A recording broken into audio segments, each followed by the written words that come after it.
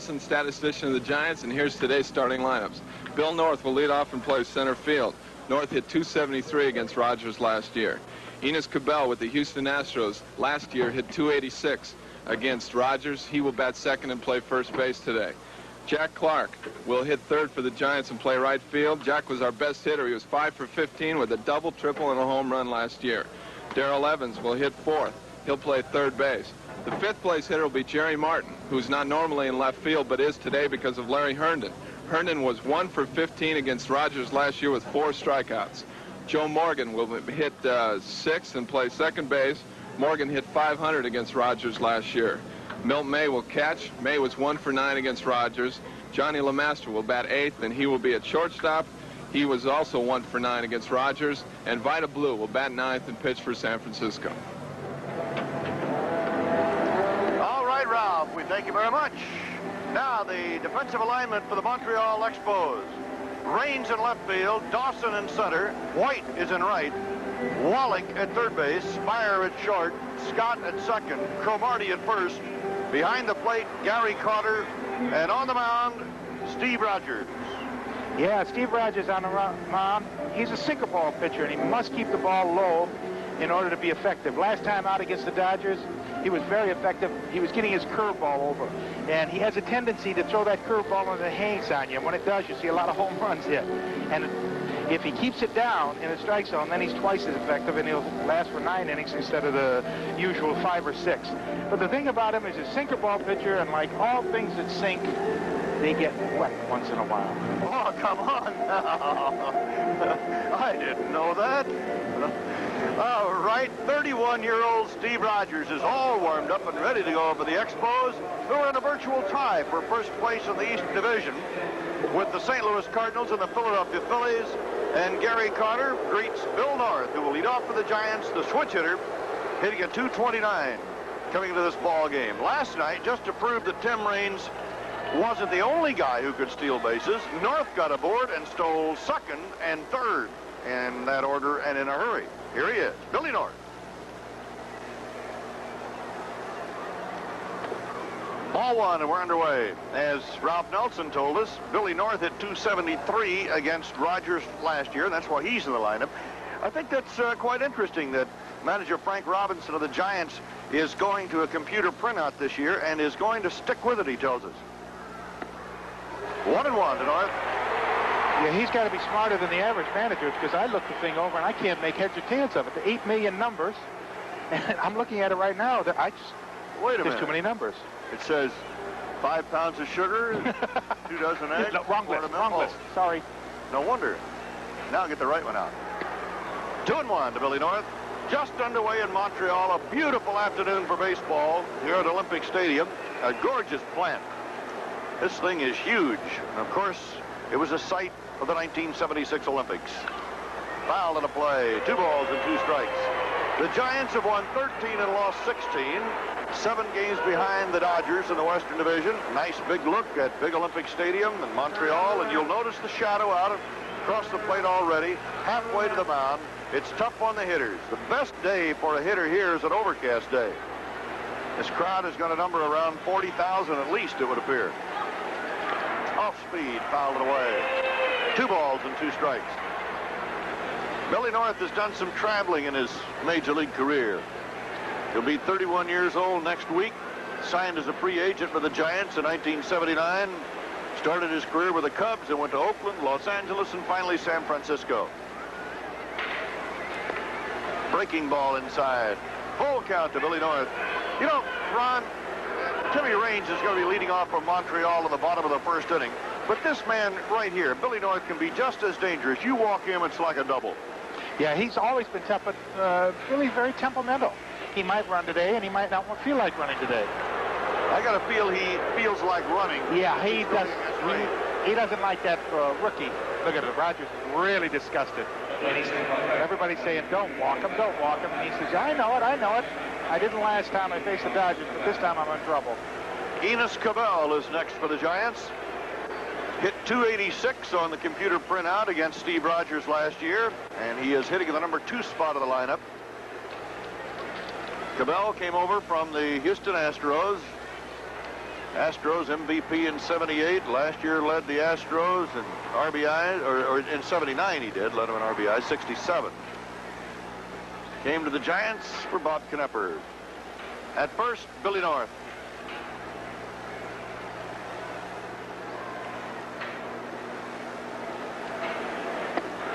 Low and inside.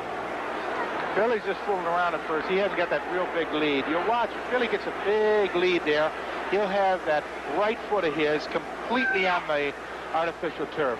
And the last time, he just had a little portion of it. He'll move off and a little bit more, and as Rogers gets set, he'll move off more and more. And when he gets serious, he'll put that right foot of his way on the artificial turf. See, now he's not serious now. He's not going. Gary Carter with that cannon is behind the plate, but North gave him a bad time last night. Giants winning the ball game 4-3.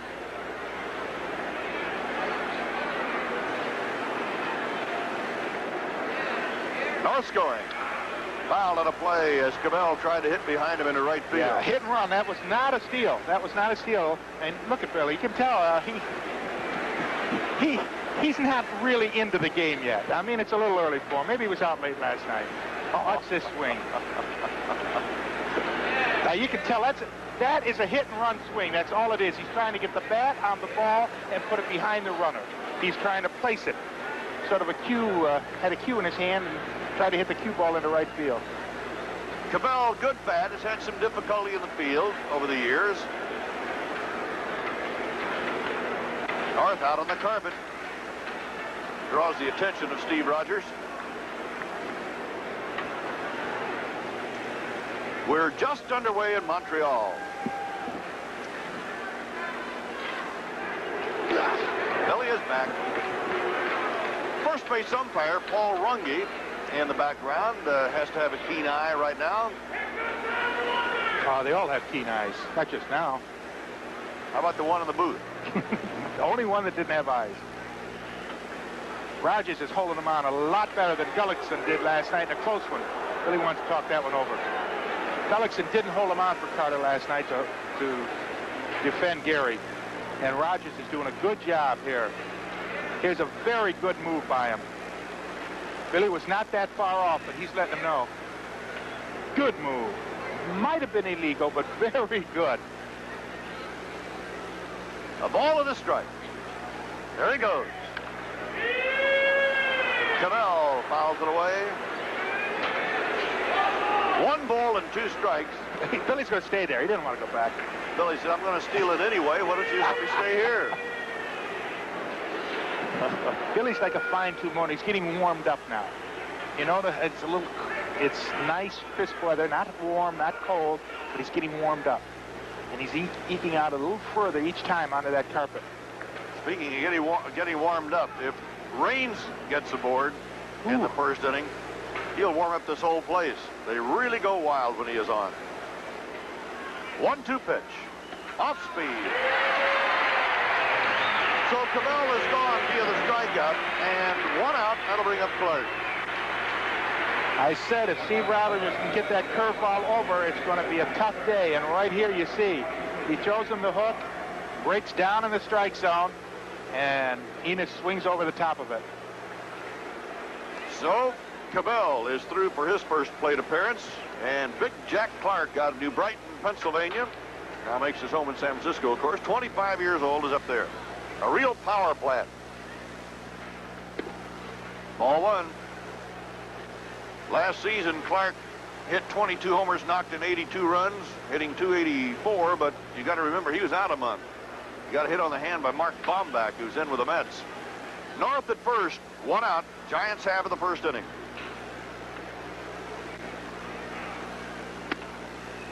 Upstairs, 2-0. You know, Steve Rogers, veteran as he is so aware of that base runner at first. This is where that base runner can help the hitter, because he is taking part of that concentration away from Steve Rogers. He's occupying a bit of the mind right now. And if you watch North, he started out with a foot just half and half on the carpet, and now his whole right foot is on the carpet. So he's getting a little more daring, and he's getting a little further off. There it is. He's further off more. He's more and more. There he goes. And it's popped out of play. And that was straight steal. And Billy's, look at Billy's mad now. he thought he had the thing stolen. He had a good jump. He was out there on the carpet where he wanted to be. If Clark wasn't 9'12", he would have yelled at him. Billy's getting his running in, that's for sure. You know, you'd consider the importance of Jack Clark to the Giant Ball Club. You know, they were only 6.5 games back when he was injured last year on August 20th. Then he was out a month. And this guy is so important to this club. North going. Carter's throw. Got it. So Gary Carter, who has a cannon behind the plate, as we mentioned, shoots down Billy North.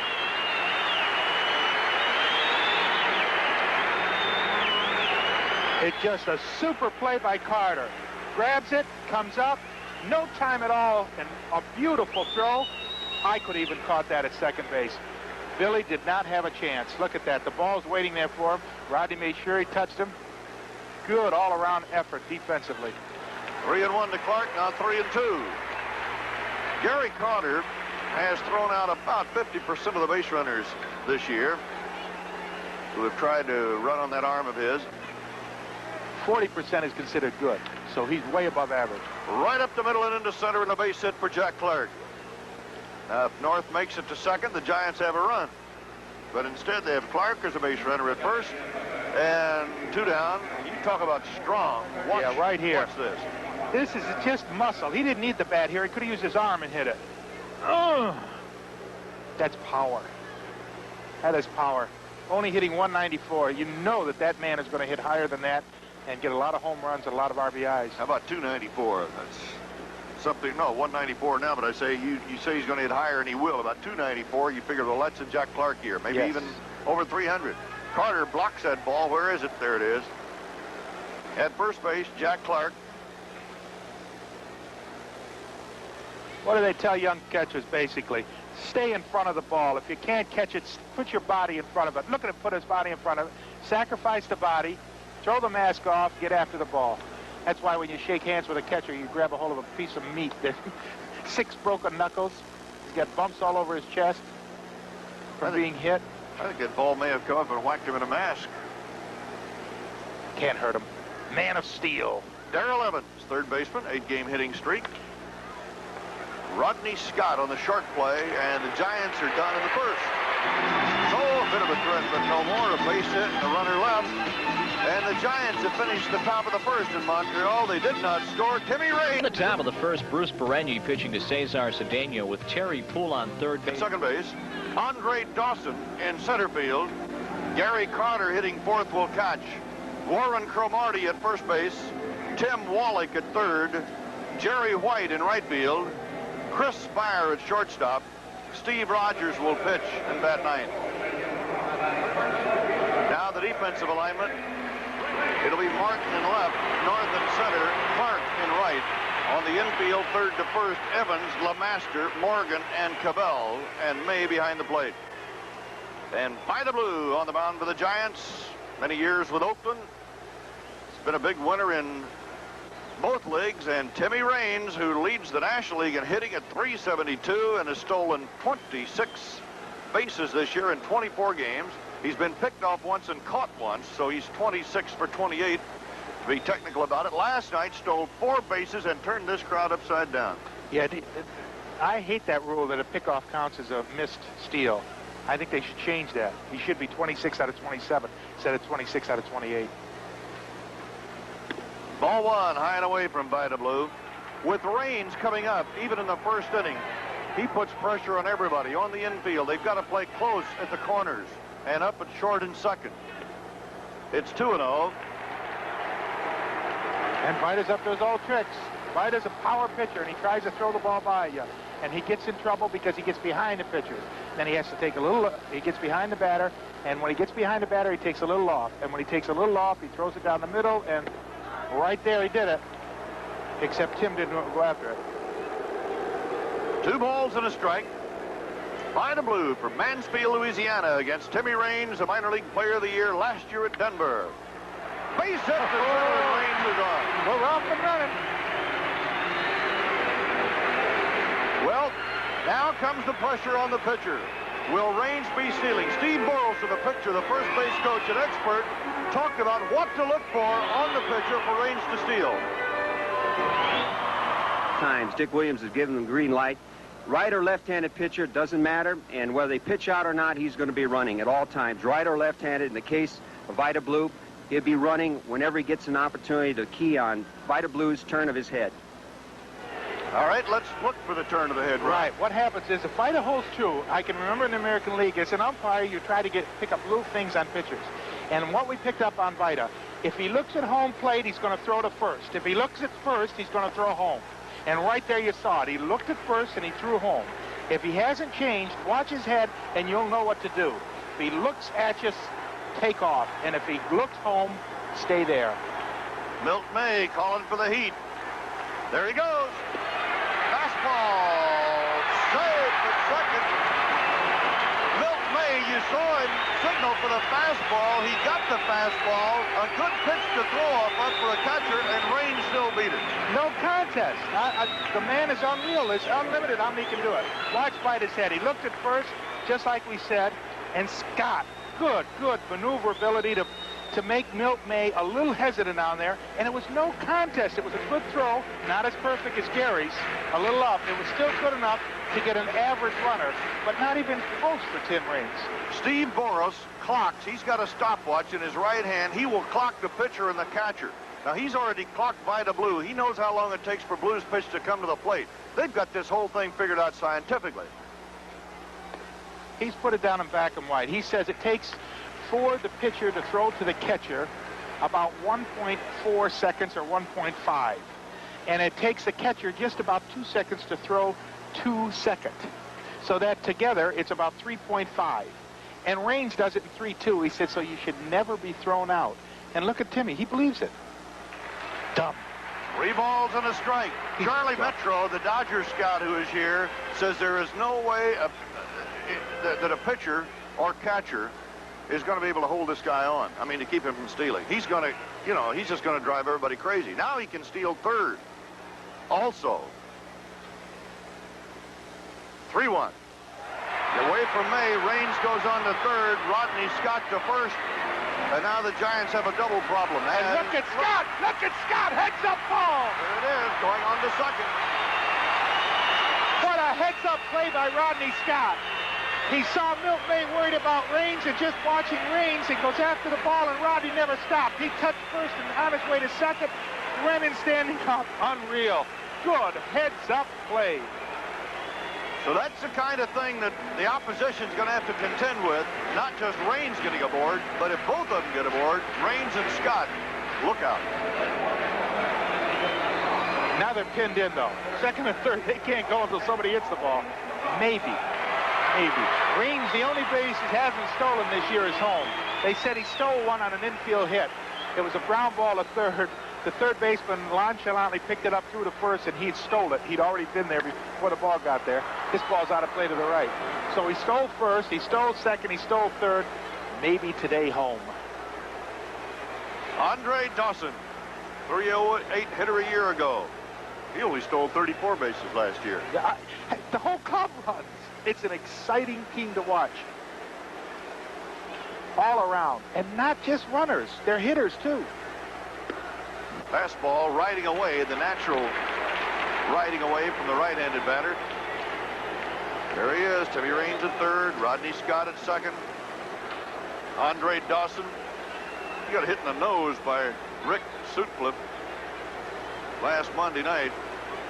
Continued to play, and he's still in the lineup. Fouled it out of play. Sutcliffe nailed him on a pitch right in the nose, and after they stopped the bleeding, all Dawson did was stay in the game. Came up with a double, made a great catch in the outfield. And you told me he stole second, too, right after, hit by a pitch. So he went to first, he stole second. So the whole theory is don't hit him with a pitch. He gets a little mad. Well, that was Frank Robinson, the other manager's forte, too. Don't ever throw a pitch close to him because the next pitch was out of the park. Good heat by Vida Blue as he blows it by Andre Dawson for the first out. So, walk and a strikeout recorded here in the first inning. And here's a power pitch of Vida. He just threw it on his wrist, right inside. He couldn't handle it. Just threw the ball. That's a power pitch right there. Threw the ball by him. 27-year-old Gary Carter from Culver City, California. Now makes his home here in Quebec. Had a super year a year ago, played in 154 games. He's very, very durable. Down at third, Timmy Raines. At second, Rodney Scott. Carter a chance to pick up a couple of RBIs. Low and away by Vida Blue. Raines, all eyes are on this man when he's in the ball game. Last night they gave him a standing ovation when he stole second and third. Into the dirt. Nice pickup by May. And you see him take a glance to see where Timmy Raines was. 2 balls, no strikes, no score. Raines is only 21 years old. Gary Carter, a fixture here over the years, and he's had some good ones, but he could conceivably go the free agent route next year. 2-0. All 3. Canada's got enough money. They're going to hold on to him for a while. I really don't believe he's going to be on the free agent market at all. It's not going to come to that. He's going to sign before then. Won a Gold Glove last year. Finished second in the MVP balloting to Mike Schmidt of the Phillies. 3-0 is the light on. It is 3-1. Tim Raines led over the single to center, stole second, and went to third on a pass ball on ball 4 to Scott. Scott went to second. 3 balls and a strike. The veteran Vida Blue. After his third one of the year, he has dropped 2. Will a run score? They're going to give up the run, go to first, ranges across the plate, and it's 1-0 Montreal. You know, Darrell Evans, on any other runner, would have had a shot at the plate, but not on Raines. And he wisely took the sure out. Scott moving on to third. Murrow, you hit it right on the head. He never thought about him. He said, that's Tim Raines running, the fastest man in the world today, as far as I'm concerned, and I am not going to throw home. I'm going to get the safe out. That's why Darrell's a captain out there, and the head of the infield. He runs it with an iron hand, and it's a good, smart play. Get the out when you can. Warren Cromartie now against Vida Blue as the Expos lead 1-0. That screwball takes off, comes inside of the left-handed batter. Cromartie hitting a .276 for the year. Last season batted .288, 14 homers, 70 runs batted in. 1-1. Every year Warren Cromartie goes to spring training. He has to look for a job. The last 3 years has been just that. Last year it was LaFleur who took his left field job. 1-2. This year they figured that Willie Montañez might play at first, and they might have to put Cromartie back in left field if Raines couldn't make the club. Yeah, but I tell you, that's all in the papers. That is not what Warren thinks about when he came to camp. He said, I knew I was going to play someplace, and when you talk to Dick Williams, said Cromartie is going to be in the lineup, whether it be first base, left field, left out, or something. He's going to be in there. And the papers kept saying, oh, he's got to fight for a job. This man's a lifetime .280 hitter. He never misses. Set a record 169 games in a row for Montreal. He just does everything right. A good, basic, sound first baseman and left fielder. 2-2 pitch, bouncer to first, and we played unassisted. And so Cabell registers on number 3, and it's a run and a hit, a stolen base, and a pass ball. And at the end of 1 inning, it's Montreal 1 and the Giants nothing. Richie Zisk with a 2-bagger down the line. 2 Mariners score on the play. 2-0 Seattle. They would get Giants nothing. And to open the second inning, Jerry Martin will lead off, and he is in the lineup for the Giants today because the computer says he should be in the lineup today. Yes, according to the computer, in 1980, which is the only time you ever face him, he was up 10 times. He had 2 hits and 2 strikeouts. I think that's what it reads. Yeah, 2 strikeouts. That's Martin against Steve Rogers. Yeah, but Larry Herndon, who would normally be in the lineup, was only 1 for 15 and 4 strikeouts last year against Rogers. So the computer says that Martin should play, and Martin's in there. Yeah, and I say the computer ought to go back to where it started from because Larry is hot. And I'll tell you one thing, there's nothing better than a hot ball player. The guy's hitting, what, 370 something? Oh, that's unreal. Jerry Way up Martin, there. Joe Morgan, Milt May coming up here in the second. Strike at the knees. Doyle Alexander is warming up in the bullpen for San Francisco, but was just doing a little throwing and now is on his way back. We thought for a moment that possibly something was wrong, but not so. He's just getting his throwing in. Foul in a play up to the right and back into the stands. Well, Vida does have a little trouble, you know.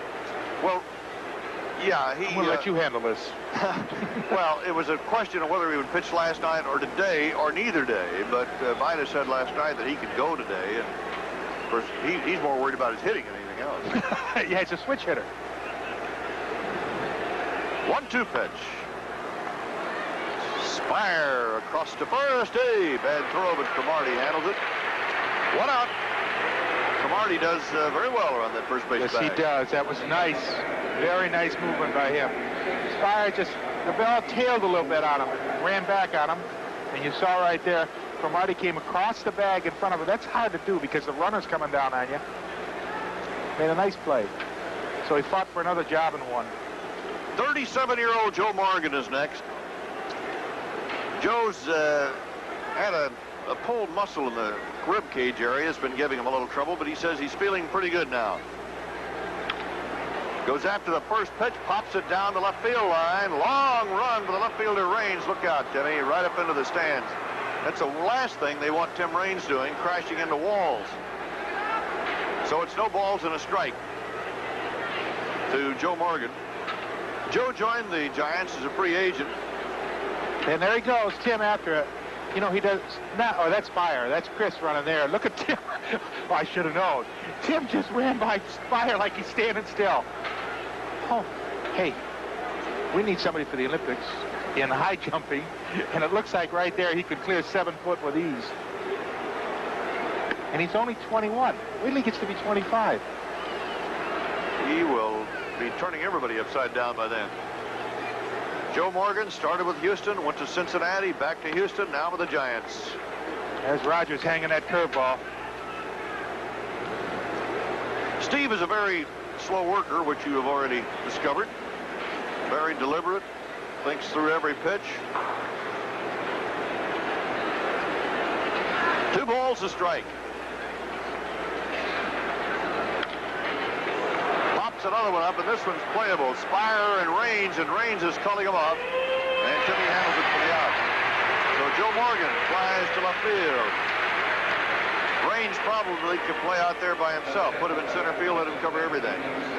Well, him and Dawson, you really don't need a third fielder. And Andre has really helped him. He's took him under his wing, and he's told him all the great things to do and all the things you shouldn't do in the outfield. And a Gold Glove champion like Andre Dawson is, he can really help Tim, and he has. And what Andre says about Tim, the nicest thing, he says he's not only listens, but he'll try what you say. And usually the young kids coming up, and especially the phenoms, they'll listen with one ear and let it go out the other. But Tim tries it. The veteran Milt May, the catcher, 10 years in the majors. Hit .260 a year ago for the Giants. Coming through the re-entry draft. Outside by Rogers, 2 balls and no strikes. The Expos won, the Giants nothing. The Giants are batting in the second here in Montreal. May's done some traveling in his career. Pittsburgh, Houston, Detroit, White Sox, and Giants. He's a National League, though. National Leaguer. He likes the National League a lot better than the American League. He's hit better in the National League. It's a fastball league compared to a breaking pitch league in the American League. And he's a fastball hitter, dead pull hitter. And he likes it over here better. 3-0 pitch. 3-1. You know, one of the things the Giants, they got a bonus out of May in that I think that they were somewhat surprised to find that Milt was a better handler of pitchers than they thought. And he has been given a lot of credit for the development of some of these kids. Going for the base hit. Rodney Scott taking it away. 3 up and 3 down. And you talked about defense prior to the ball game, Ron Luciano. And Scott just showed why. Look at this, the carpet. He's playing so far back, he's behind the line there. and he has to trap it against the floor, and he does. Picks it up, throws him out. We'll be back.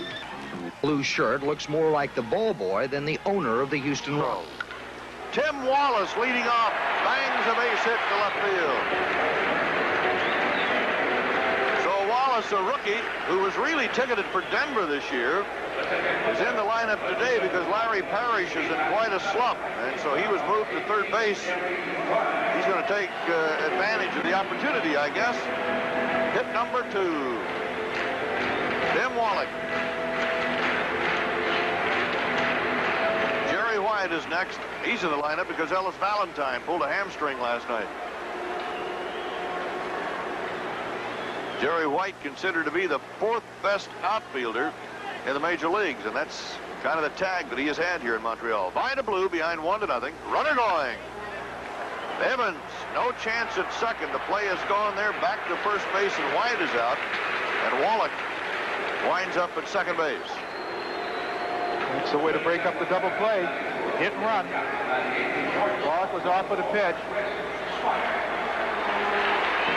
Wallach is a pretty good power hitter. They expect him to be something else for the Expos, but Dick Williams told him at the end of spring training, he said, we're probably going to send you to Denver where you can play every day because you need to be playing every day, whether it's here or in Denver. And Wallach went along with it. He said, okay, fine. I want to go where I'm going to play. If you're going to sit me on the bench, then send me down, which was pretty smart for a young man, only 2 years in pro ball. Chris Spire, the ex-Giant, several years here with the Expos. Ball 1. Spire has played every inning at short this year. The runner at second, Tim Wallach. Had trouble with his back last year, Chris did, and I talked to him before the game, and he said, it's a new lease on life. I have no pain at all. He said there was pain when I drank water. There was pain when I tied my shoestring. Everything that I did had a little pain involved. And this year, he said, I'm a new man. I have a smile on my face. My wife is happy, too. I don't scream and yell at her anymore. And the Expos are happy to have him back, too. Blue is down low with that pitch. 2 balls and a strike. Wallach single to left to lead off the inning. He's now at second base. Expos 1, Giants nothing. The Expos scoring in the first inning when Rain single to center, stole second. Moved to third on a pass ball, scored on a ground out by Carter. Fouled it back. 2 balls and 2 strikes. Cincinnati leading Houston 3-1. The Reds getting all runs in the first inning. They're in the second. The Mets are leading the Dodgers 2-1 in the bottom of the second. Davey Lopes has hit his first home run of the year for Los Angeles as Dick Williams studies that lineup card. And Frank Robinson uses a computer and numbers, and so Dick Williams doesn't use a computer, but believe me, he uses the numbers. High and away. Ball 3, strike 2.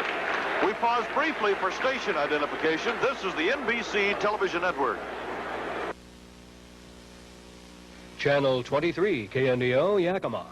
Merle Herman and Ron Luciano with you in Montreal, where the Expos lead the Giants 1-0 in the bottom of the second. Vida Blue working, and Spire could not check in time. Might have been in there anyway. Spire made a break like he thought, well, ball 4, and I'll go on to first. Yeah, he knew he went. You know he goes on this, and right there he said, oh, I went too far, but just maybe he won't catch me, did he? Yeah, he caught me, darn it.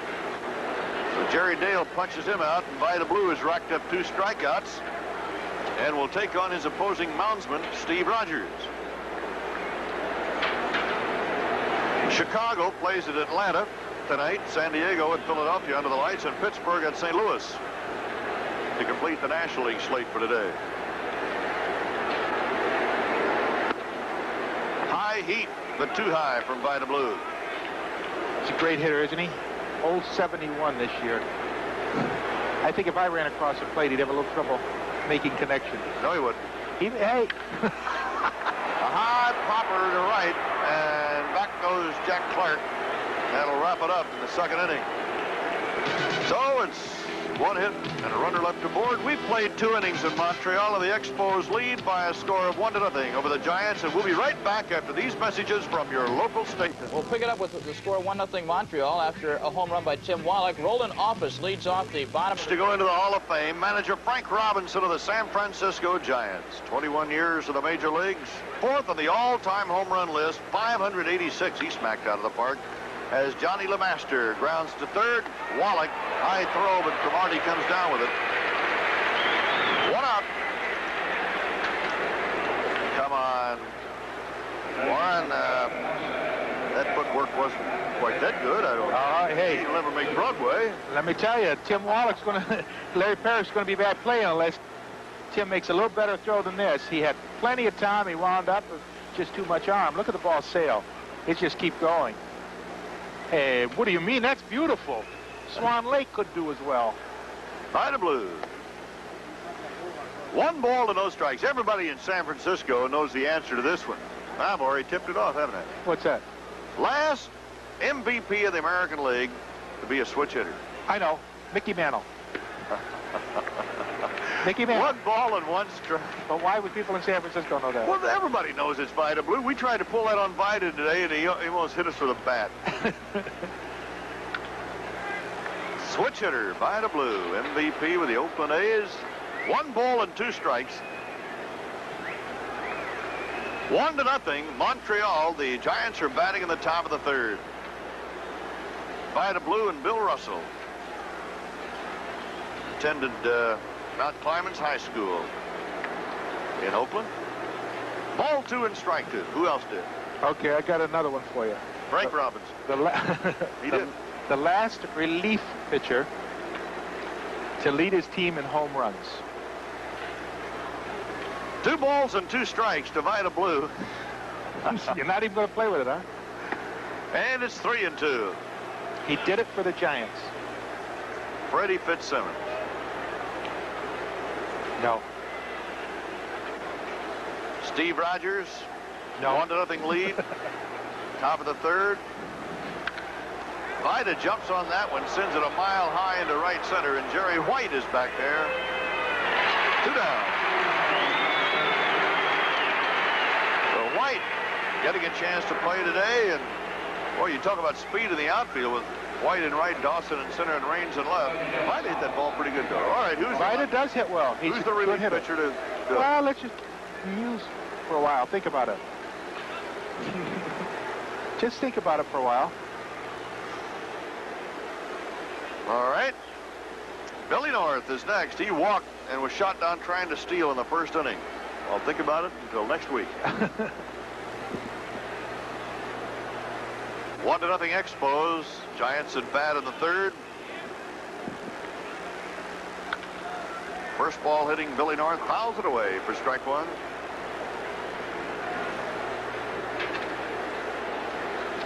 Billy got cute in the 1st inning and tried to pull a Tim Raines and steal 2nd. Rogers did a great job of holding him on, and then Carter gunned him out.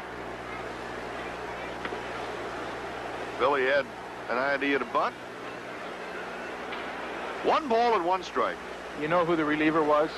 It was a trick question. Remember Dave Kingman used to relieve at one time? Okay, that's a little bit of trivia. All right, I'm sorry. I shouldn't have done it. I shouldn't have done it. I'm sorry. 1-2 to Billy North. What do you think about that one, fans? Shall we put him in the back room for a while? I'm not the best trivia man in the world. Steve Rogers with a 1-0 lead, working in the 3rd. Rogers going for his 4th win of the year. Rogers at 31, he's slowed down. He never was fast, but he is really slowed down. Bouncer to short, and Spire had to wait for the 2nd hop, and he still made the play. Spire started to play the 1st hop, and then saw that he couldn't make the play and had to wait for the 2nd one. 3 up, 3 down, bottom of the 3rd. Expos 1, Giants nothing. 3-2 in the 8th. Brian Downing at the plate. And look at this. Downing takes care of everything.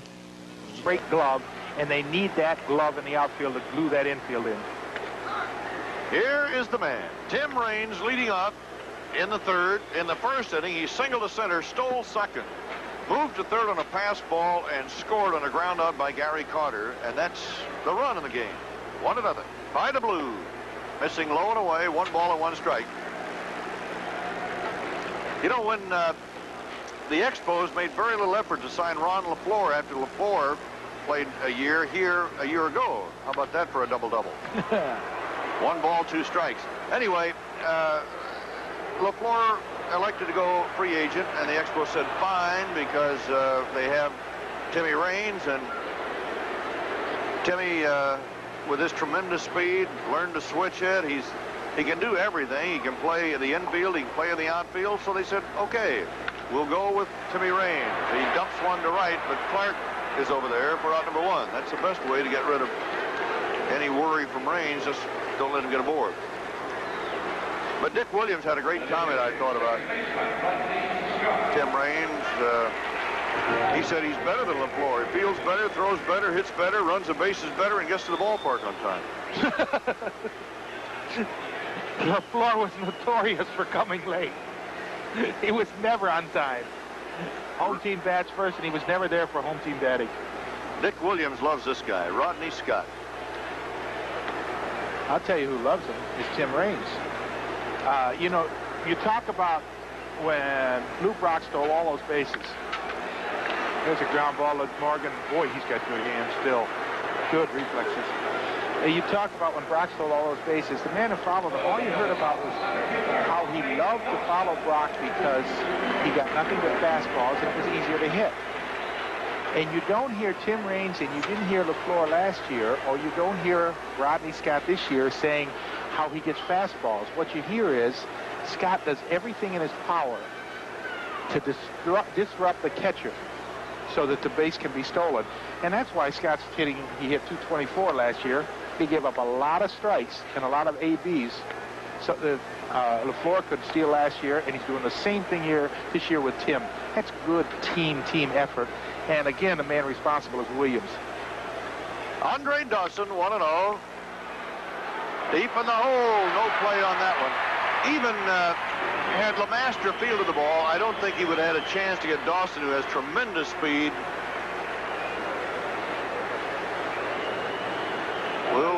Dawson is quick, but Darrell Evans just out of his reach. And LeMaster, it did drop out of his glove. You're right, Merle. No chance at first, even if he did hold on to it. Remember, Dawson stole 34 last year, and this team likes to run. He's on his own. There are 3 men that are on their own in the club. And right there it is again. If you watch Vida's head, you'll know. Vida looked at home and therefore threw to first. Now watch his head. He hasn't changed. 2 down. Runner at first. There, he did it. He picked us both off. And Joe Morgan on the rundown, and that'll be the end of the line for Andre Dawson. Dirty old man, Vida, you picked us both off. You're not supposed to do that. You got smart after all these years. He fooled the both of us. And we'll be right back with a score 1-0. Of 5-4. Early going here. Look at this. Tommy John appears to have Dwayne Murphy picked off third, but they tag him out on Giants' part, and good heads-up play by Vida. I didn't think he was that smart to pick it up. Maybe he's listening to our broadcast. Wait till one of his friends tells you that, though. Oh. Enos Cabell struck out of the first inning, struck 1. Now, I know you and Vida you guys got along pretty well when you were umpiring, didn't you? Yeah, very well. Vida's never argued with umpires. He said, I've got enough trouble trying to get the ball over the plate. I don't need an aggravation of arguing with umpires. Steve Rogers, a 1-ball, 1-strike count. Rogers has retired 7 in a row. The last man to reach was Jack Clark, who singled in the first inning. And according to the computer printout, Clark should be the only man that should be best man for the job, hitting .500 against him. High and inside. Rogers, you're seeing typical Steve Rogers. Anytime he misses the plate or doesn't hit the strike, he walks back, shakes heads. My goodness, my goodness. He's a worrywart. I think it's a little psychological, too. I think he gets that batter a little anxious so that he'll swing at a bad pitch. Fly ball foul to the right side. Back into the stands. Cincinnati is leading Houston 5-1 in the third inning. And the Mets have a 4-1 lead over the Dodgers in the bottom of the third. Dave Goltz came on in relief in the second for Los Angeles. You know, there's some Houston Astros fans who feel that the Astros sending Cabell away and Joe Morgan and the Giants landed both of them, and this is what has taken a little bit of the life out of the Astros this year. 3 balls, 2 strikes. Although the Astros have recovered pretty well. They've won 7 of the last 10. Yeah, that could be. He was well thought of on the infield there, and of course, no one can hit in the wide open spaces of Houston. You can't come out with a good batting average or be a power hitter in that ballpark. It's just too big. Enos is glad to get out of there. Look at him, 6'5". Says he weighs 180 pounds. I don't believe it. Up the middle and into center, and Cabell is on. 6'5". The club looks up to him, right? I'm not going to pull that over. That is hit number 2 off Rogers. And the pitch is up where it shouldn't be, around the waist. And Enos just gets the fat of the bat on it, punches it right through the middle, right up the middle. Next Saturday on NBC's Major League Baseball game of the week, it's the top-notch pitching staff of the Astros against the Reds, led by the National League batting leader, Dave Collins, who's having another outstanding season for Cincinnati. Here's Jack Clark now. Fouls it away for strike 1. And some of you will be seeing George Brett, who flirted with a .400 batting average last year, didn't quite make it. He'll lead the defending American League champion Kansas City Royals to Fenway Park against the Red Sox. Check your local listings for the game in your area. That's next Saturday, 2 o'clock Eastern Daylight Time, right here on NBC Sports. Cabell, the base runner, and low and away, 1 ball and 1 strike. And Vida Blue has the same affliction that George had last year in the World Series. And that's why he's missed the last turn and is having a rough time and standing up at the dugout rather than sitting down. Cabell, who singled, is the runner. Nobody out. High and away. I really get a kick out of Steve Rogers. It's like the world is coming to an end. Oh, no, I did it. I threw a ball. I can't throw that again. Waiting to bat next, Darrell Evans. The left of your screen, number 41.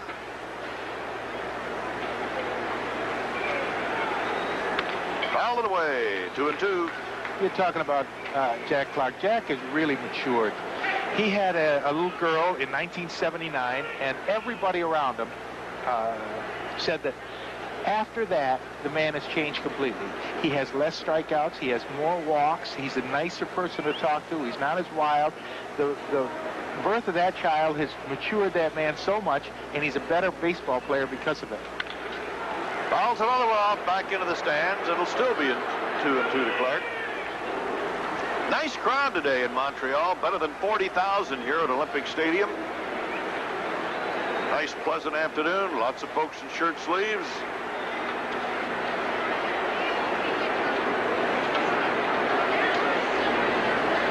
Clark had 18 game-winning RBIs last year for the Giants. It gives you an idea of his importance to this ball club. Runner going. Nice pickup at third by Wallach. So Clark is out at first. Cabell, now the tying run has moved up to second. And Robinson trying to get something going with a hit and run. Steve does that. Steve puts you into a lethargic type of game. He just goes along, and he's mad at himself because he threw a ball, and it seems to put the batters to sleep and the rest of the club. So Robinson's, I guess it read out in the computer that he should try at least 2 RBI or 2 hit and runs a game. We've seen one. We're going to see one more. Darrell Evans with an 8-game hitting streak, grounded out in the first inning, has a chance to tie the game. Fouls it away on the third base side, strike 1. Darrell Evans, 33 years old. He'll be 34 on May 26th. 20 homers last year with the Giants. He spent 5.5 years with Atlanta, the last 4.5 with San Francisco. Rather durable. He's missed, what, 13, 14 games the last 3 years. Good, solid ball player, the captain of the club. But, you know, he's really like a jack of all trades and a master of none. Like you said, 20 home runs last year, and he'll give you 75 to 80 RBIs. He'll steal about 10 bases for you. He'll commit about 25 errors. So he's not really the best glove man in the world, not the best power hitter in the world, not the best infield in the world, but he does everything well enough so that you have to have 2 or 3 or 4 ball players like him on the club in order to win pennants. A ball and a strike. 1-0 Expos. Giants batting in the 4th. High heat. Ball 2, strike 1. And then you need the superstar as well, like a Jack Clark who can come through and get you 110, 120 RBIs, or Tim Raines who can steal 110, 120 bases. You know what? I think Raines is going to steal better than 150 this year. Ooh. I really do. Ooh. 2 balls, a strike to Evans.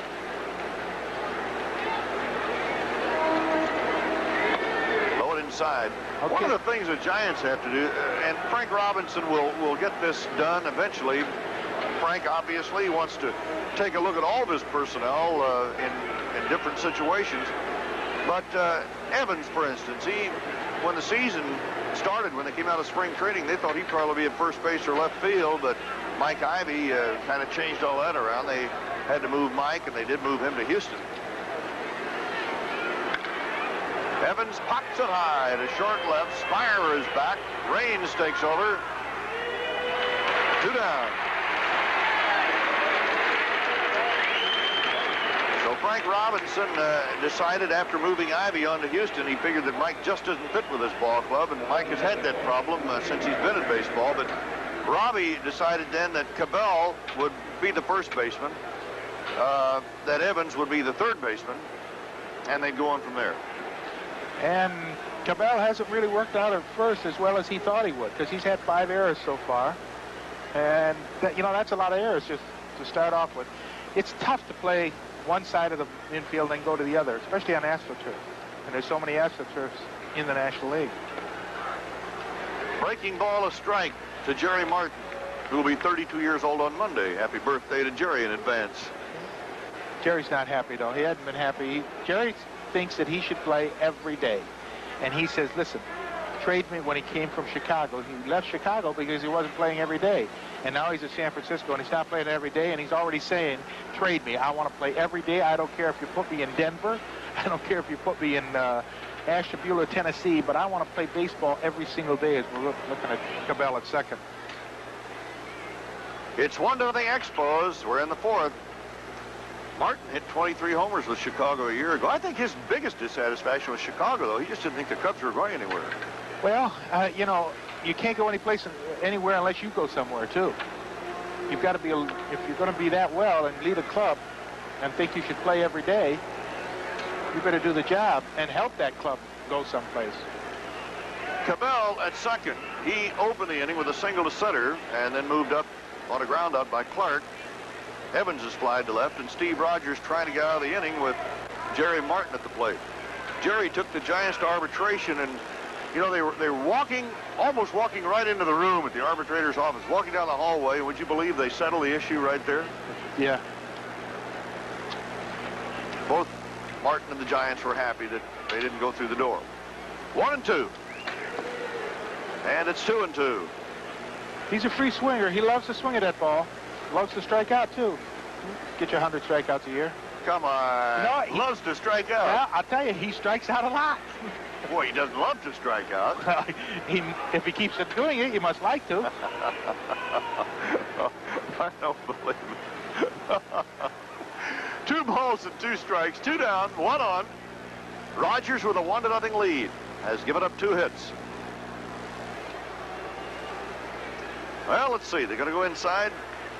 Got a runner at second, whatever the switch is.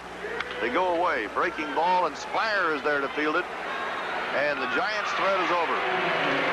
So a base hit and a runner left on. And that is it for 3.5 innings. It's the Expos 1 and the Giants 0. Coming up, Carter, Cromartie, and Wallach for the Montreal Expos. That's 5-0. No score, bottom of the second.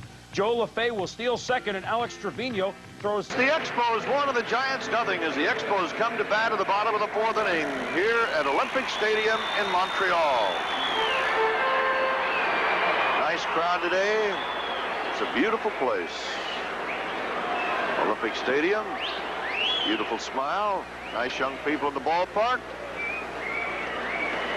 And Vida Blue works to Gary Carter, who drove in the only run of the game when he grounded out back in the first inning. The Expos catcher. Strike one to the inside corner. Blue gave up a leadoff single to Raines in the first. He stole second, moved to third on a pass ball as Scott walked, and scored when Carter grounded out, and that's been it. Vida's pitch well. Off speed. He missed low and outside. A ball and a strike. Good pitch for Vida right there. And he does that to Carter because Carter's having a little trouble with the bat he has lately. I talked to him before, and he says, I'm getting anxious. And what I'm doing, he said, when you get anxious, you swing at bad pitches like he did right there. Pitch was outside. I don't think he's got a chance he does it. The ball comes away. He says, I swing at bad pitches, and then I lunge a little bit.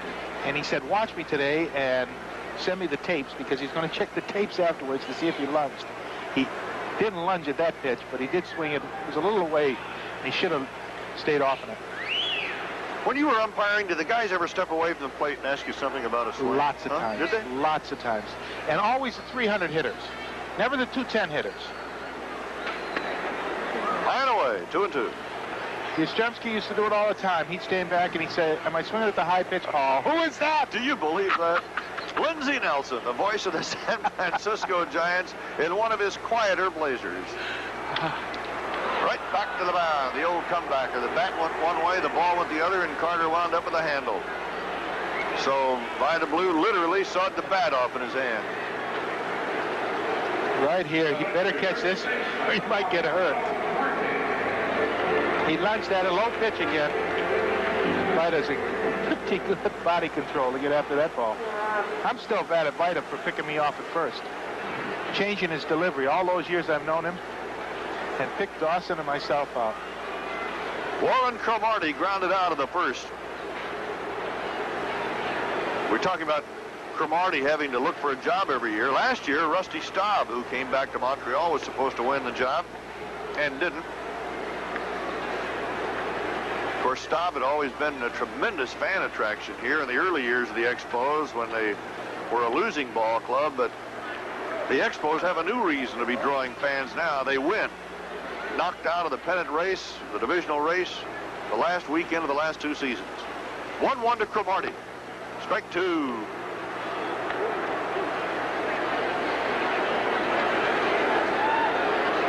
Little boy something, isn't he? Oh, Warren's little boy? Oh. And I tell you, he's a heck of an athlete. I was playing catch with him before the game. He's burning them in there. What is he? 2-2. Is he 5 or 6? 6 years old, I think. 6. My hands still sting. That meat hook. 2 balls, 2 strikes. Nice stop at third by Darrell Evans. Takes his time to gun him down. 2 gone. The ball coming off the artificial turf. But Evans has played on artificial turf in Candlestick, although it's gone now, so no problem. This telecast presented by authority of Major League Baseball and is intended solely for the private non-commercial use of our audience, and any publication, reproduction, retransmission, or other use of the pictures, descriptions, and accounts of this game without the express written consent of Major League Baseball is prohibited. Tim Wallach, who singled in the second, playing third base today. Last year at Denver, hit 36 homers and knocked in 124 runs. More power coming to the Expos. 0-2 the count. Last year he joined Montreal for 5 games. He went 1 for 2, and one of the hits, well, the hit was a home run. End of the third. 1 ball and 2 strikes. May's having a tough time catching Vida every time he's a little bit off. But Vida's got that good fastball, and if he throws it high, it'll rise. If he throws it down in the strike zone, it has a tendency to not sink, but drop a little. And it'll slide on you, not actually move down and away, but if it's right down the middle, it'll go a little to the left, a little to the right. That one was the same thing. Down the middle, a little bit to the right, got in on the hands. Nice, easy pop fly to north and center field. Vida's just breezing by. So 3 up and 3 down. And coming up in the 5th, it'll be Morgan to lead off, and we'll be right back after these messages from your local station. For the left side, here we go against Fernando Arroyo. And we're going to get a hanging curveball from the right-hander, so the Olympic medalists and world record holders compete in the AIAW National Women's Collegiate Swimming Championships. That's all tomorrow, 4 o'clock Eastern Daylight Time on NBC Sports World. Joe Morgan leading off, takes a strike from Steve Rogers, who has a 1-0 lead over his mound rival Vida Blue in a pitcher's duel here in Montreal. Morgan flied to left in the second. Low and inside. Prior to the game, Joe Morgan and Timmy Raines were having a little discussion about, no doubt, Timmy's future in baseball, and Joe giving him a few tips. Yeah, he also said about spike it when you come down at second if you come in too high. One of the tips he told Tim, don't take too big of a lead off first. I mean, you always stay closer to the bag. Boy, Joe, he looks good, doesn't he? Looks in good shape. Pops it up, first base side. Cromartie makes the call. And Joe is out of there. One away. Milt May to be next. Steve Rogers. If you watch Rogers now, he'll fall to his left. One of the faults that Rogers has had all through his career is that he can't get a ball. Remember the ball of Vida went down to his knees off to the right to get? Now see, Rogers could never catch that ball. And I never understood why they haven't bunted more on Rogers, especially towards the third base. You got Wallach in there, who's a young kid. And in a game like this where he could get things going. Now, Milt May can't do it because he runs about as fast as I do, like a locomotive down to first. He couldn't make it. But, North, he tried one bunt against it. But Rogers always has, and they've worked with him. Galen Cisco, the batting instructor, or the pitching coach, has worked with him. He said, you can't fall off to the mound. You're going to get in trouble. You're going to get in trouble. And I guess the computer, Robinson's computer, hasn't come up with that yet, to let the guys bunt against Rogers so that they'll get men on base and he falls off to the left too much. The ball and a strike. Now, of course, the artificial surface has got to play a role also. Only man I've ever seen that could bunt the ball on artificial surface and make it do what he wants, even stop, is Rod Carew. He actually bunts the ball on artificial surface and makes it stop. There's Mr. Computer. I don't know if I like using a computer to manage a club. It's got to be an aid. It's a help. And I know it's not the overall thing to do. But I got to believe that you got to think in your heart, gee, this is the guy that's going to do it today. I don't care what the computer says. Bouncer to first. Cromartie takes the play, and they're 2 down. But Frank Robinson said before the game, though, Ronnie, in fact, I specifically asked him, do you always follow the computer? I mean, what about the gut instinct about a certain guy? He said, oh, no. He says, exactly what you said. The computer is an aid, and if it's overwhelming in favor of using a guy or putting a guy down for a couple of days, but he said, no. He said, you've got to have the feel from time to time that somebody, maybe a Johnny LeMaster here, for instance, is going to, for one reason or another, get off to a great start today and have a good day. That's what he said, but that's not what he did. No, but he had a reason. I know what you're thinking. I know what you're thinking. You're thinking about putting Herndon down today. Exactly. All right, yes. I'll give you the explanation for that in a minute. Okay. Meanwhile, LeMaster 0-1, and it's 0-2. First of all, if you joined us late, Frank Robinson has a complete computer printout on every player, on every hitter, with the kind of pitch he hit, where he hit it, the situation at the time, and so forth. And then the thing we're talking about, if you joined us late, Herndon, who is the hottest hitter on the Giant club, is not playing today, but Herndon is 1 for 15 against Rogers and 4 strikeouts a year ago. But there's another reason that he's not in there today. Drive down the left field line. It is a fair ball, and LeMaster goes into second. Now, maybe the computer said LeMaster is going to double. That's being a little facetious, but no, the point being about Herndon and why he is not in there today, as we look one more time, but... Whoa, good play. Almost got hit. The umpire almost got hit there at third. Bob Engel got out of the way very nicely as the ball went fair. But you were saying, Merle. Yeah, about Herndon. He said there was another reason for Herndon he said, just in case Larry is thinking, I have trouble hitting this guy, he said, I want to keep his batting average up because Herndon is off to the best start in his career. And he said, I want to give him a day off from time to time, and this is the time to do it, when we're out against a pitcher that he does not hit well.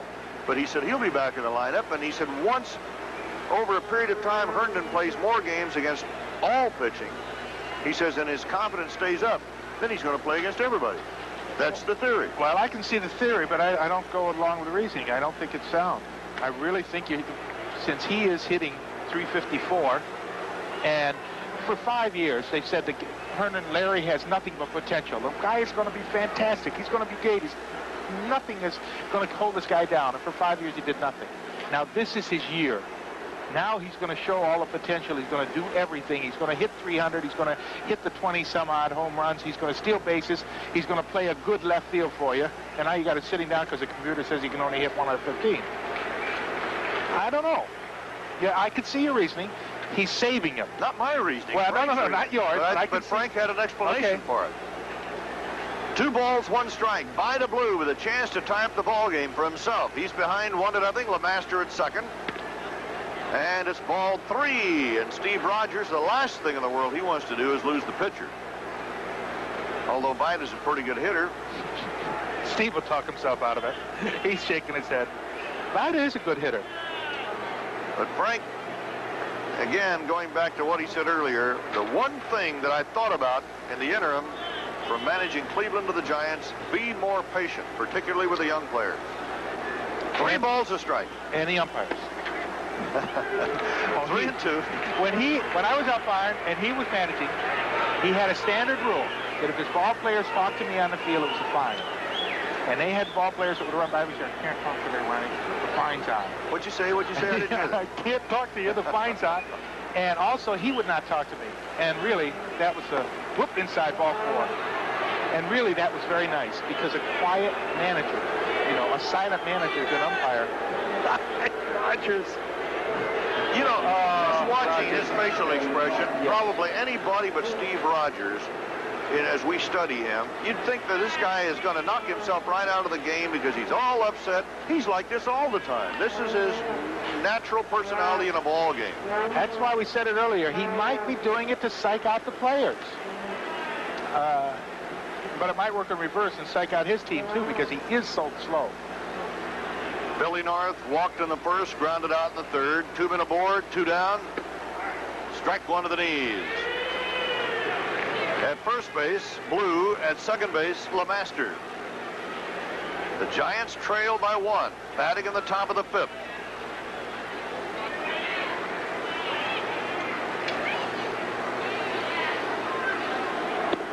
Breaking ball inside again. He's having trouble with the breaking stuff. 1 ball, 1 strike. The Expos scored in the first inning. Tim Raines, the super stealer. Mr. Excitement.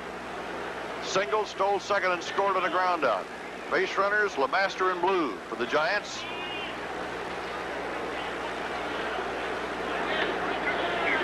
And it's 1 ball and 2 strikes to Billy North.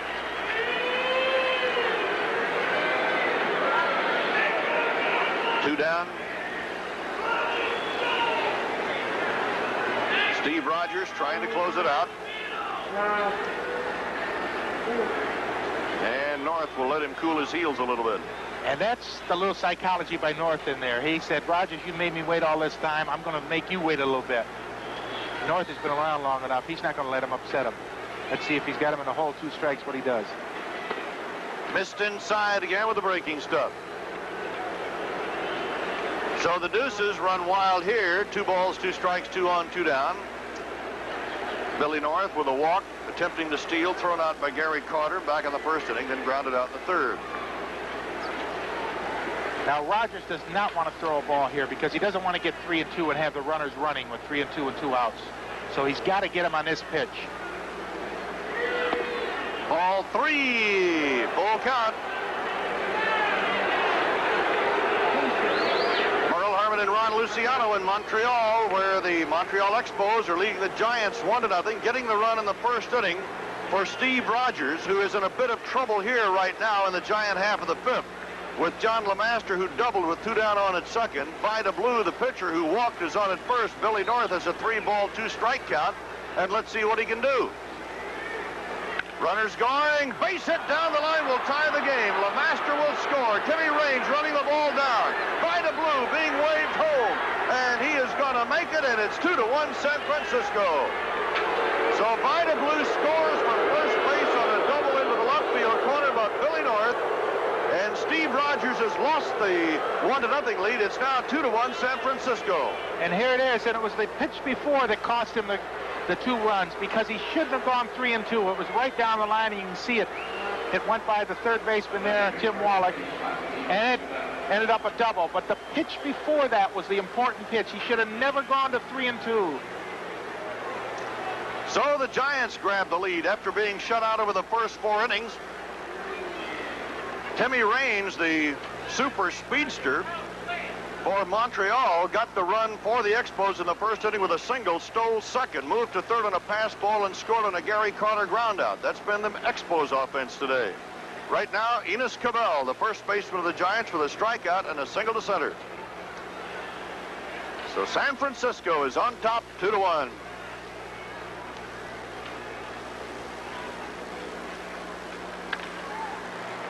Knocked off the glove by Scott, and here is Billy North trying to score. He is going to be out at the plate.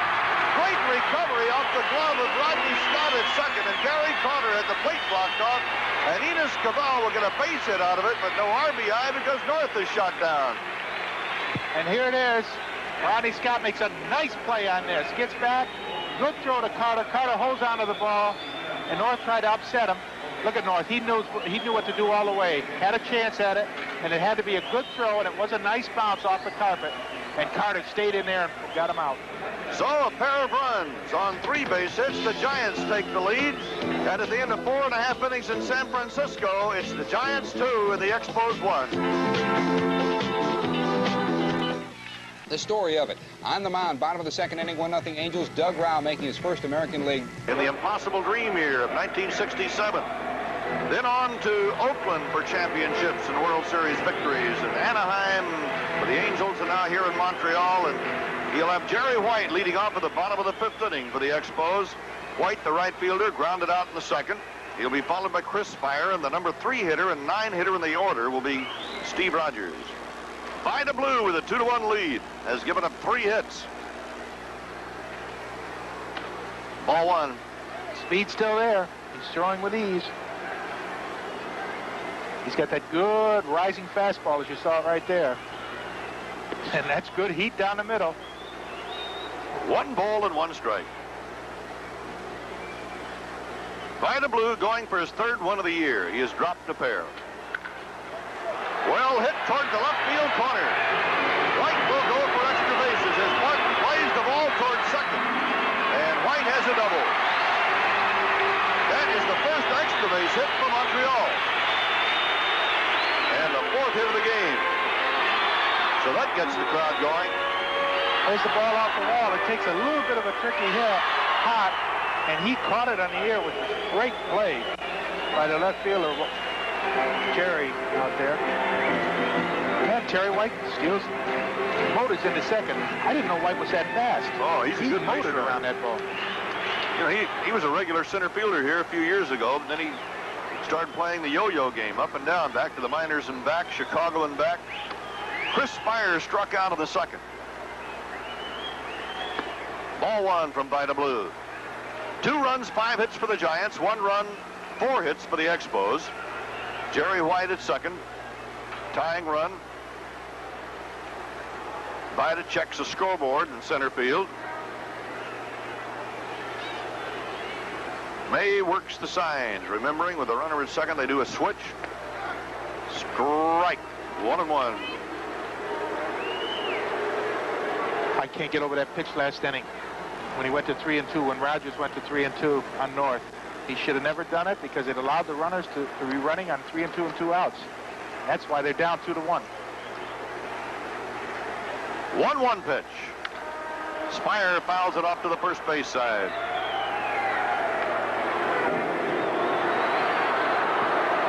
Ryder's got some good pitches. That last White impressed me because that was a nice, good fastball that he hit off the wall in left field. And Mark made a nice play catching it off the wall. John Gonzalez, our director, and producer George Finkel showing it all to you right here. Ida Blue against Chris Spire.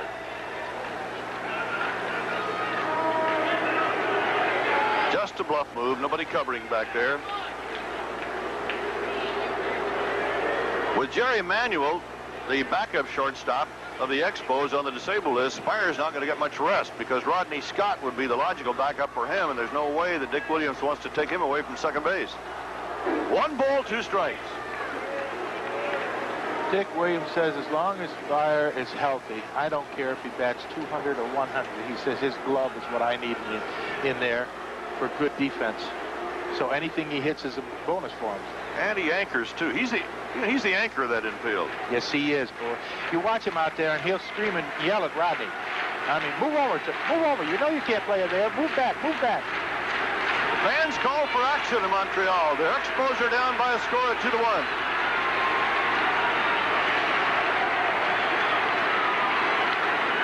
Nice stop by Blue. No play at second. He thought he had one. Jerry White got back in a hurry. Spire is gone. Johnny LeMaster cut behind the runner, and Blue thought he might have a shot. But Blue does a nice job. The other play went down his knees to make it. Nice grab. Safety. Checks him. Shall I throw? No. Good, wise decision. Good, smart, wise decision by Blue. Would have been a close play at second. Maybe, maybe not. But an easy out at first. Got the man back, looked him back, threw over to first. 1 out.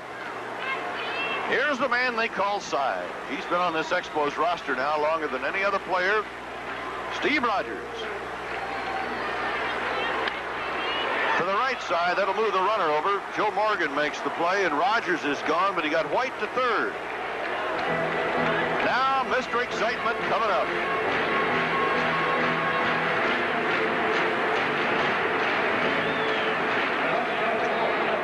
And Ron Luciano with you from Montreal. Mr. Excitement is coming to the plate. Rookie Tim Raines, who leads the National League in hitting at .372, coming into the ball game. He had stolen 26 bases in 24 games coming into this one. 26 out of 28 attempts, and what did he do in the first inning? He singled, stole second, moved to third on a pass ball, scored on a ground out. That's the only run right now for the Expos, but he's got a chance to give them the lead, or at least tie it up. Jerry White is a runner at third base. 0-1. The last thing that a pitcher wants to do is walk Tim Raines. They have put clocks on him. His first base coach, Steve Boros, clocks the pitcher's delivery time to the plate. If Raines gets a board, it's like an extra base hit. Low, ball 2. It's 2-1 San Francisco as the Giants grab the lead in the top of the 5th on a 2-run double by Billy North. And a pitcher's duel between Vida Blue of the Giants and Steve Rogers of the Montreal Expos. 2 balls, no strikes. Strike 1. Oh, I'll tell you, we'll watch White at third. Everybody's booing. Tim's so exciting to this whole match, this whole game. He does things that the crowd was really quiet till he came up. Now they're bumping, and every heartbeat is on that pitch right there. And it's 2-2. And Blue is back out. Ooh, he was in the hole 2-0, and now it's 2-2. Timmy Raines last night stole 4 bases against the Giants. They were down by a score of 4-1. He stole second, he stole third. They gave him a standing ovation. Before the night was over, he had 4 steals and 4 attempts. And if he keeps going the way he is going now, he'll break every record in the book. Lou Brock, all of them. Wills, everything. Outside, ball 3, strike 2. We're in the bottom of the 5th inning in Montreal, with the Giants leading 2-1. Look at the concentration on Blue. He doesn't want to lose this guy. But he did. Look at Vida Blue dropped him out here. He wanted that pitch. He wanted it. He thought it was on the corner. Jerry Dale, the umpire, said, no, it's outside. Boy, Blue is really hot. Here it is. Is it outside or isn't it? Too close. Too close. Oh, Jerry Dale, you call it a ball. You saw Vida jump. Out comes Robinson. He's going to call Vida down and also go over what they're going to do in case Raines goes to second. Do you just let him go into second? Do you cut him off? He's asking Milt May right now. Do you think it was a strike? Milt says, I don't know. It was close. Steve Boros has a clock in his right hand. See it? I hope you can see it. Maybe you can't right now, but he carries a little stopwatch in the right hand. It's probably tucked behind the belt right now, and he clocks every pitch that the pitcher throws for speed. Now, they've got this thing figured out scientifically on how long it takes the pitcher to make his move to the plate, how long it takes the catcher to throw to second. And Timmy Raines can go from first to second in 3.2. And Charlie Metro, the Dodgers scout who is here, says there is nobody. If Raines gets a proper break, there's no pitcher or catcher is going to throw this. They're not going to keep this guy from stealing second. They just can't do it. He said the fastest combination Charlie ever clocked was Munson and Fritz Peterson, and they were clocked at 3.3. So therefore, Raines could even beat them. All right, the decision has been made about the runner at first. Vida Blue with a 2-1 lead. Has two down, will face Scott. Rodney, a switch hitter, has walked and grounded out. Ball one. Now they know right now whether or not they're going to throw through, whether or not they're going to take a chance on throwing through it and try to get Tim at second, or whether or not it's just a half throw and Vito cut it off, try to catch White going back to third, or whether there's no throw at all. Runner going. There it goes. It's a throw to third. And it almost went into left field. And that's what Tim Raines does to the opposition. The Giants put a play on, and May almost threw the ball away, and that would have scored 2 runs. You hit it right on the head, Merle. Exactly. They just, watch, everybody shook up on this. He knows he's going to third. He comes up over the right-handed batter, and White was out back with ease. There he is. He's back there with plenty of time to spare. And it was a nice play by Darrell Evans to stop that ball. And Tim could have scored from first as fast as he is. So it's a ball and a strike. Giants lead 2-1. Scott, 1-1 pitch. Strike 2. Raines with 2 stolen bases today. Has 28 for the season. 28 in 25 games, this being the 25th game. He's only 21 years old. A little bit low and away. Ball 2 and strike 2, and I think Vida wanted that one also. Vida's pressing. He wants everything right now. Rodney Scott hitting but 179 coming into the ball game, but he is a fixture here. He's part of the go-go front into that lineup. Joe Morgan, the old pro, and the inning is over. So Vida Blue gets out of it, giving up a double and a walk and a stolen base, but no more. At the end of 5, it's the San Francisco Giants 2, the Montreal Expos 1. Stadium, Atlanta. Tony Scott on third, Keith Hernandez on first, George Hendrick, the silent one, at the plate. And 75. So it's Clark, Evans, and Martin. The middle of the order coming up against Steve Rogers of the Expos. Shot to left, Tim Raines. He can outrun the ball, but this was easy for him anyway. 1 out. We pause briefly for station identification. This is the NBC television network.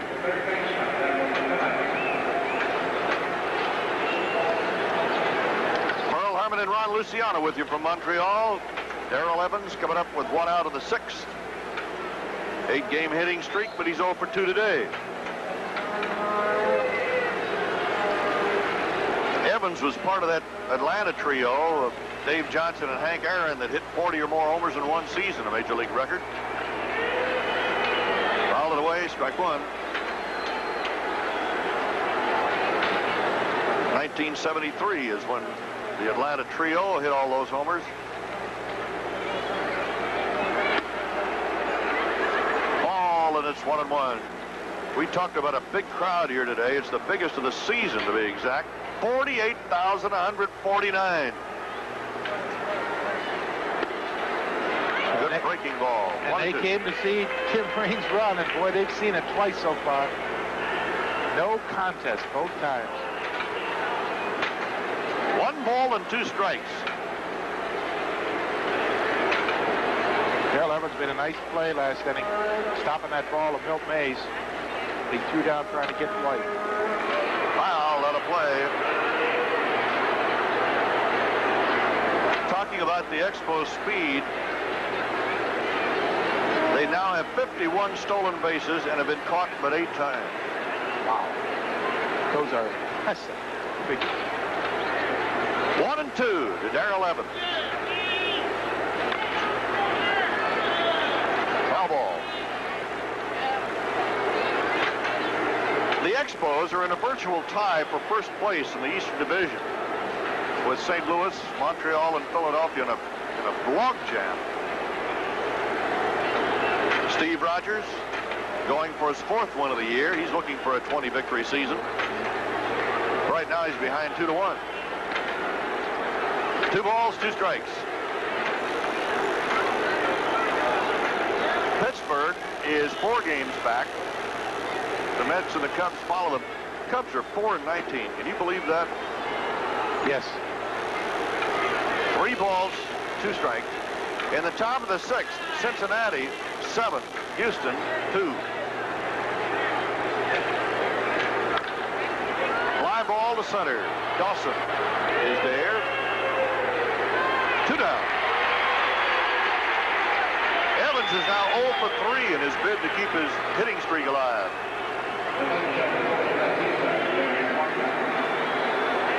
Evans wants this pitch. He knows what it is. It's going to be a sinker.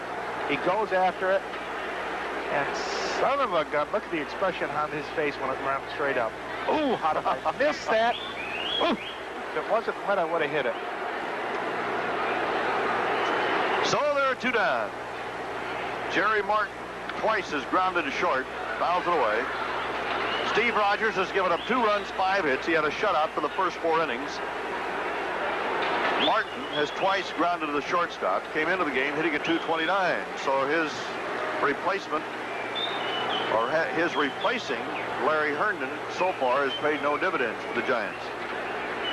No, and he did make that nice play in left field, so maybe, well, it's been status quo then. He made the nice play in left field, and Larry probably would have made a nice play.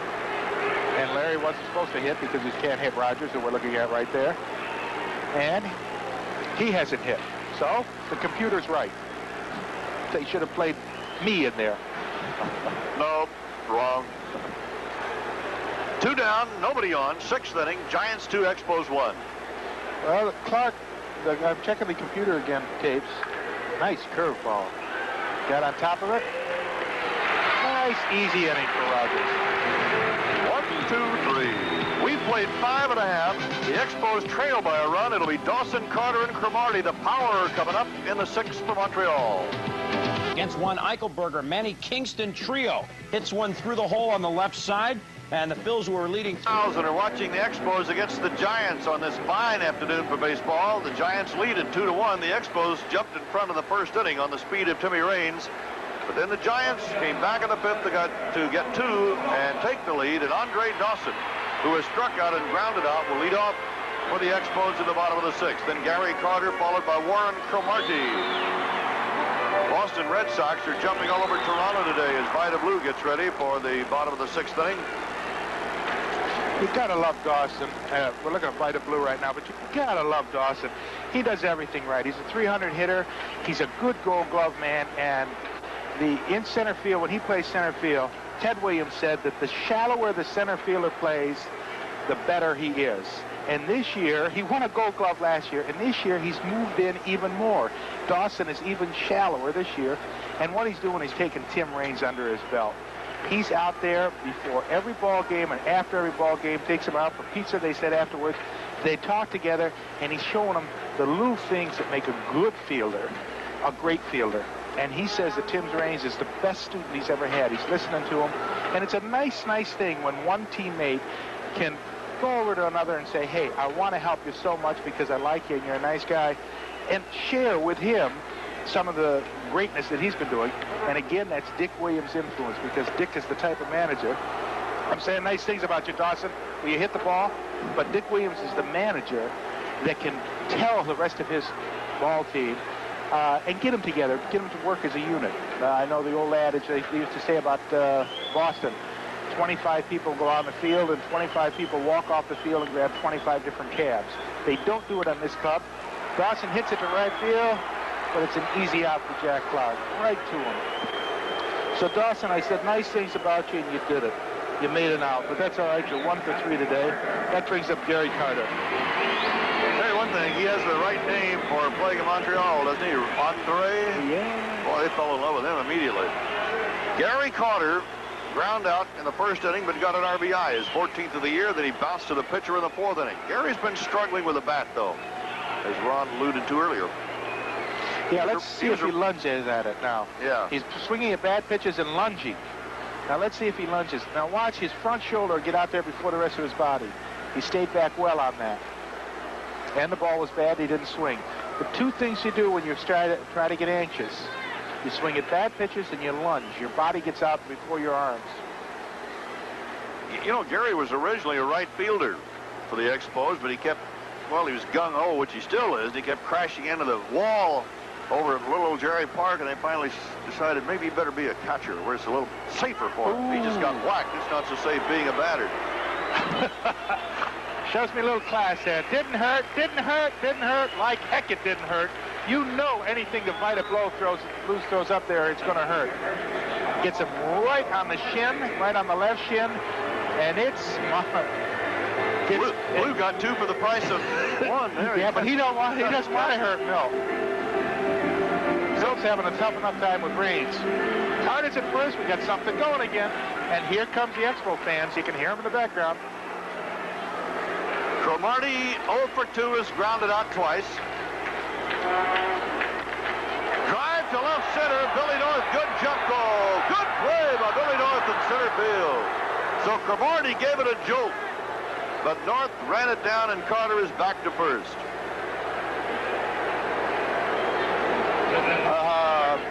Billy North knows what to do in center field. Cromartie goes down after the pitch, a good fastball. He thinks he's really hit hard. Old Pro makes it look easy. And does the smart thing as soon as he catches it, doesn't wallow in his own self-righteousness. He gets that ball back into the infield very quickly, knowing that any one of those guys can run, even Carter. Tim Wallach, the third baseman, is the batter. Wallach is a real power plant. We talked about all of his home runs in the minor leagues. 18 is, this is only his 3rd year in pro ball. 18 his first year in Memphis, starting in Double-A. Last year, smashed 36 at Denver and drove in 124 runs. I don't know about Denver, though. Is that like Atlanta? Do the balls pop out of there? Is it easier to hit them? They say that high altitude. I'm just bringing it up. I don't know. I spent a little time there, but... it flies. It really does. There's no doubt about it. 36 home runs. That's a lot of home runs to hit, even in a park where the ball flies out. 2 balls, no strikes to Tim Wallach. Vita Blue on the mound. Fouled on a play down the right field line. Jack Clark giving chase no chance. We were talking about the Red Sox a moment ago. You talk about a bounce back. We saw them last week, and they looked pitiful. They went into a 7-game losing streak. They're now on a hot streak. They are murdering Toronto today, 9-3 in the 9th inning. And Elia Sosa goes to work in the bullpen for Montreal. 9-2, 9-3 rather, Boston. Upstairs, 3 balls and a strike. The American League East. How about those Cleveland Indians? They're hanging in there. The Yankees and Baltimore and Milwaukee has lost 3 in a row now, while Baltimore's won 3 in a row. But Dave Garcia's done a great job in Cleveland. And a walk goes to Wallach. That'll send Carter the tying run on to second. Wallach, the lead run, moves down to first, and Vita Blues got a bit of a problem with Jerry White coming to the plate. Now, they wanted Valentine in the ball game, but of course he got hurt again. Blue Cross has offered to buy his contract up after he's been hurt so much the last 2 years. And they originally put in Roland Office. And now, on a hunt, on a whim, he took Roland Office out and put White in. Now, let's see if Dick Williams did it right. See where the hunch pays off instead of the computer. He had Roland Office written in on the lineup card. Yeah, but Office is a left-handed batter. And I think part of that switch had to be because they weren't certain the Blue was going to pitch or not. Oh, okay. See, I didn't talk to Williams about that. I just thought Fly ball to left center, but not deep. In fact, it's short left center. Spire, check that. Lemaster is back, and that'll do it. So Blue gets out of the inning, leaving 2 men aboard. And we'll be right back after these messages from your local station. This game, 2 out. He retired the first 2 guys, and here's Mike Schmidt. Doesn't look like he gets all of it, but... Area. That's next Saturday, 2 p.m. Eastern Daylight Time, right here on NBC Sports. And isn't that something that Boston has done such a turnaround? My goodness. A week ago they couldn't win. This week they can't lose. Steve Boros out of the University of Michigan, as is our producer, George Finkel. Hail to the victors. They were classmates back. Steve went into baseball. George went into television. I don't know about George, but I know Burroughs was a straight-A student. Now the Giants come to bat in the top of the 7th. Joe Morgan will lead off against Steve Rogers, who is trailing 2-1. Joe 0 for 2 today, to be followed by Milt May and John Lemaster. Johnny Bench has hit a 2-run homer for Cincinnati, and the Reds lead Houston 9-2 after 6. Steve Rogers.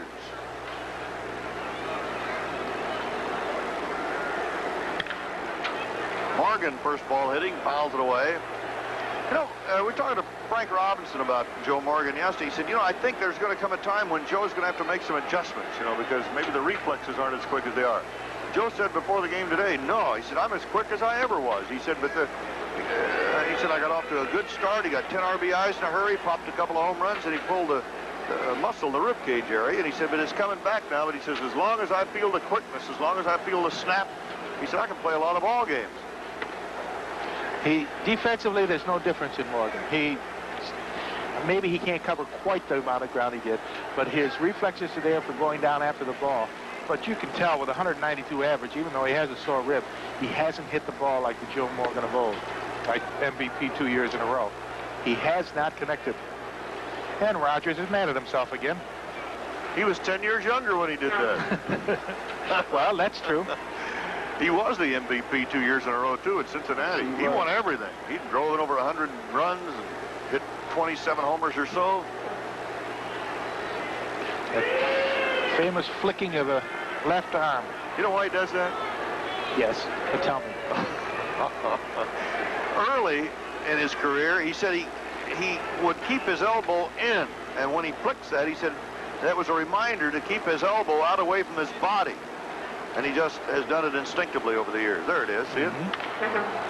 Base hit to right center for Joe Morgan. You know, I used to think that his shoulder was out of whack or something. There's the classic swing of an MVP 2 years in a row. Now that's a good, quick, level swing.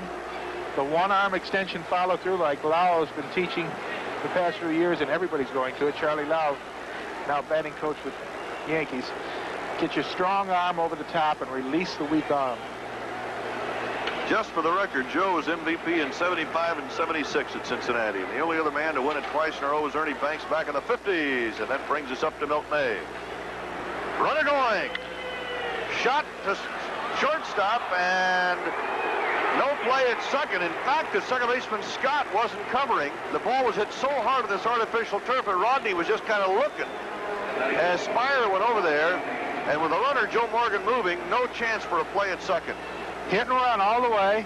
Milt gets on it. The pitch is up in the strike zone. The ball takes a vicious hop up into Chris's chest. Chris makes a nice move. Didn't even check for Rodney because he didn't expect him to be there. On the hit and run, he knew there was no chance at second. Blue in the infield. We said it before. Spire makes a nice recovery on a bad, bad hop. So it snowballs in a strike now to John Lemaster. Giants 2, Expos 1, top of the 7th inning. Johnny Lemasters. Vida Blue to bat next. There he is in the on-deck circle. Johnny batted. They had him batting first last week, trying to something new. Now he's back to batting 8th and got a good shot at 9th. A ball to strike, 1 out. LeMaster doubled and scored the first run, the tying run for the Giants in the 5th inning. By the way, the Johnny Bench home run was the 358th of his career. It came today, and he tied Yogi Berra on the all-time home run list at 358. Pitch down low by Steve Rogers. Morgan at second with a single, moving up on the ground ball on the hit and run. John LeMaster, one of the reasons that Spire moved to Montreal, a good glove man, and the Giants wanted to use him. Foul at a play. 2 balls, 2 strikes. Another man that worked on the weights over the winter, the Masters. Yeah, he put on about 10, 12 pounds. Yeah, but look at him. How can you tell? Look at the size of him. He looks like a match. He's also toyed with switch hitting, I believe, in spring training this year. Well, a 221 lifetime average. So, be worth a shot. Sure, why not?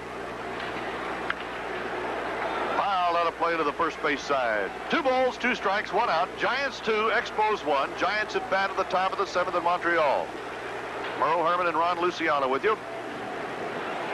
You know, if he keeps going after pitches like that, he might better switch. Try it left-handed. Of course, Rogers putting him to sleep.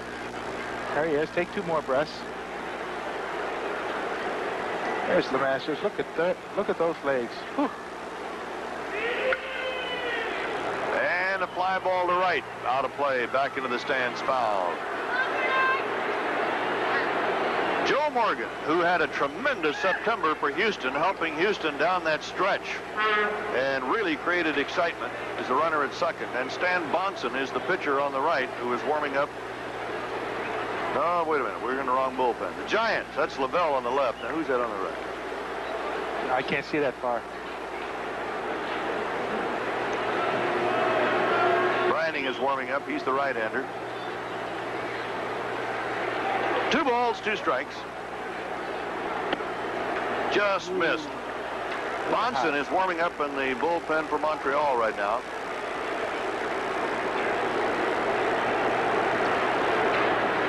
What's Bonson, 33 now? He's up there in age. Him and Fryman, if they warm up today, they're going to pitch tomorrow. It takes them that long to get loose. Woody Fryman, he's something else, isn't he? Gary Carter with all the switches with the runner at second on the signs. Just missed. LeMaster is on with a free ride. So Steve Rogers gives up a walk and has 2 men aboard. Out at second is Joe Morgan. He started the inning with a single, and LeMaster with a free ride is on at first. 2 men aboard, 1 out, and Vida Blue coming up. Another MVP. Switch hitting MVP. Vida walked in the 5th inning and scored the lead run, and I know that Steve Rogers is still kicking himself over that. Not only the walk, but walking the pitcher, and then the runner becoming the lead run in the game. Infield looking for the bunt, even with 1 out. Fouled it off, strike 1. There it is. They had a play on. They had Carter going after the ball all the way, and they let Tim Wallach stay at third. So Rogers, who we said earlier, remember, he falls off to the left. He cannot feel that ball towards third cleanly. And that's going to be a tough play now for Rogers. If Vida can get that ball towards third base, it's going to force Tim off that bag. Spires is going to come in and talk to Rogers right now and tell him, you've got to fall off. All right, I know it. But remember, he's telling you one thing, but you've got to do it now. You think they switched the play? Maybe the shortstop going to third? I don't think so, not yet, no. No balls, a strike.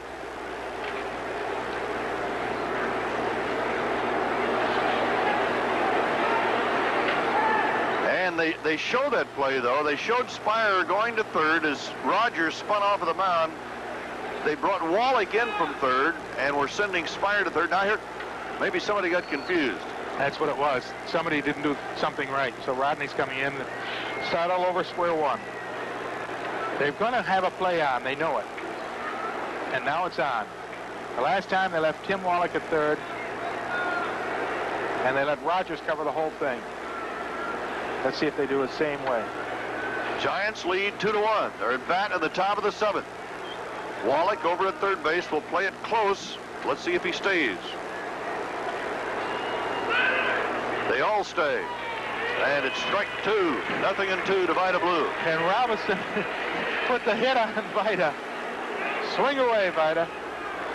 Robinson, I'll confuse the whole works. I don't care what kind of play you put on. I'm going to have the guy hit away. Only it didn't work. No balls, 2 strikes.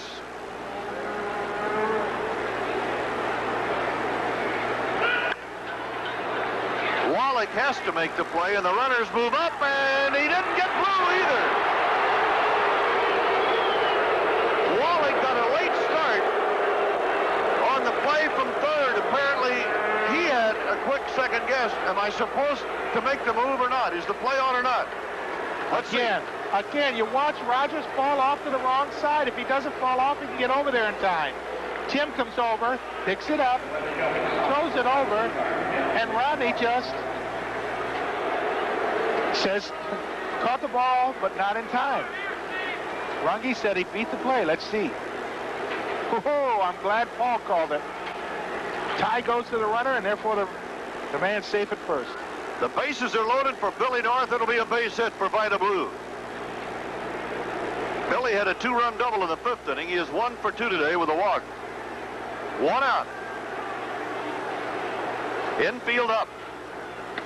Ball 1. Fastball. The bases are loaded with Giants. Morgan at third, LeMaster at second, Blue at first, the infield tight for the possible play at the plate, and the outfield is rather shallow and around to the left. Moved it over for a strike. 1-1 to Billy North.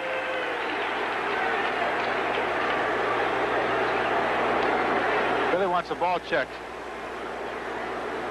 He says if it was a strike, it moved awfully funny. See if it has any blood on it. No, it's all right.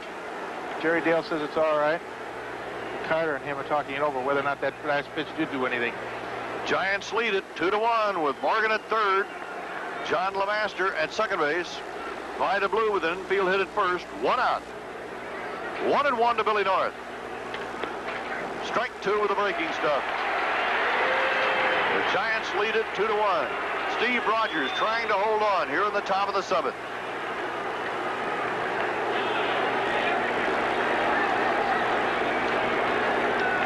North with 6 RBIs for the season now.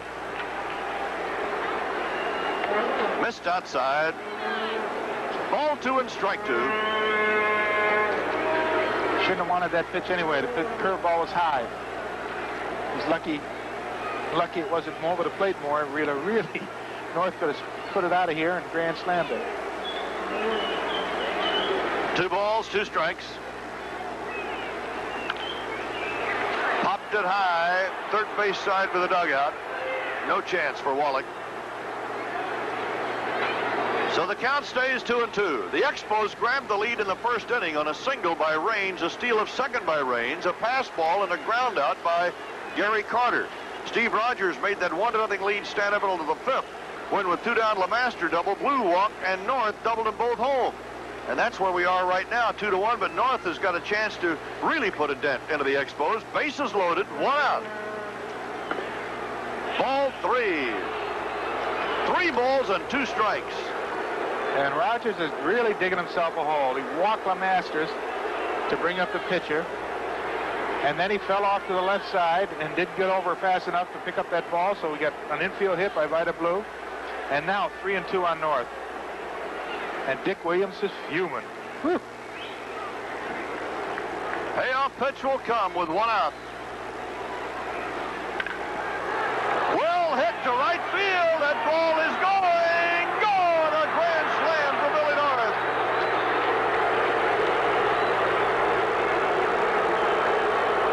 Billy North just planted one in the seats, and he has 6 runs batted in for the day, all of them for the Giants.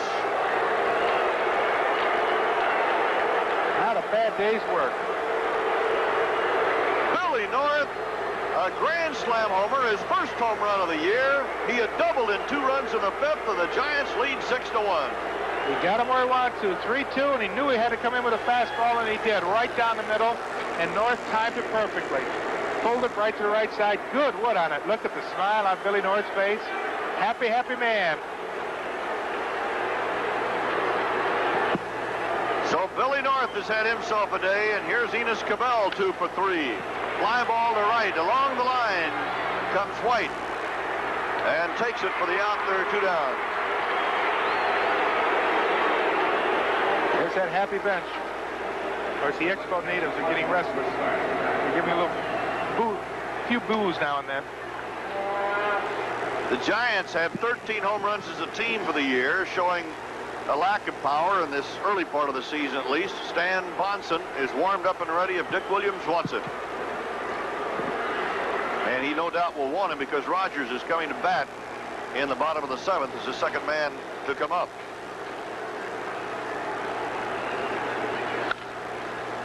Clark bangs one to left. It's deep. That ball carrying well off the wall. It'll be fielded out there by Andre Dawson, and Clark goes into second with a double.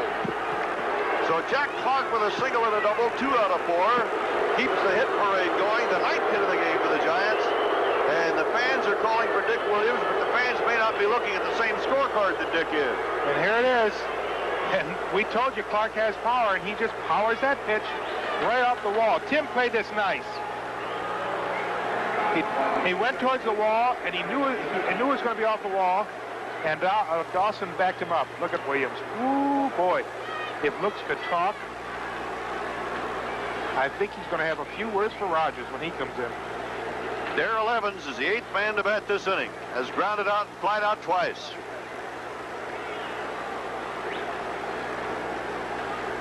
It is 6-1 San Francisco. Strike 1 at the belt. 2 runs in the 5th, knocked in by Billy North. 4 runs here in the 7th, knocked in by Billy North. And at second base, Jack Clark with 2 away.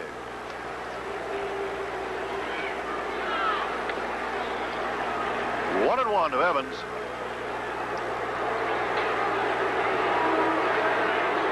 Darrell needs the base hit to keep his streak alive.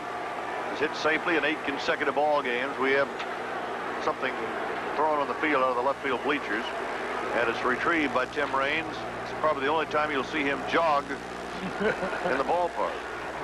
The rest of the time, it's sprinting.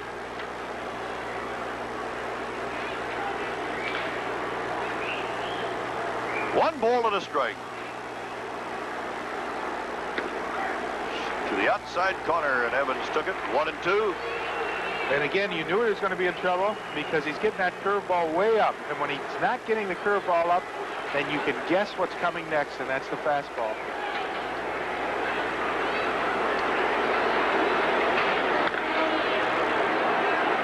Short right field, Scott makes the play, and the inning is over.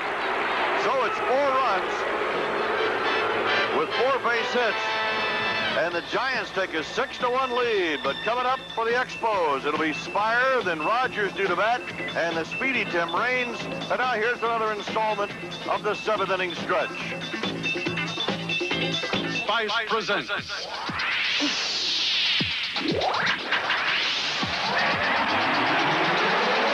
the 7th inning stretch, brought to you by Old Spice Stick Deodorant, the deodorant that works overtime. Bill Terry was never a flashy player. He performed instead with a gutsy workaday brilliance. As first baseman of the New York Giants, Bill had an astounding season in 1930, wrapping a league record 254 base hits, batting .401 and being acclaimed MVP.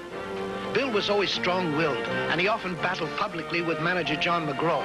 But when McGraw retired, Bill became player-manager, and he drove the Giants to pennants in 1933 and 36. A knee injury forced Bill out of the lineup when he was 35, but he still managed the Giants into another World Series.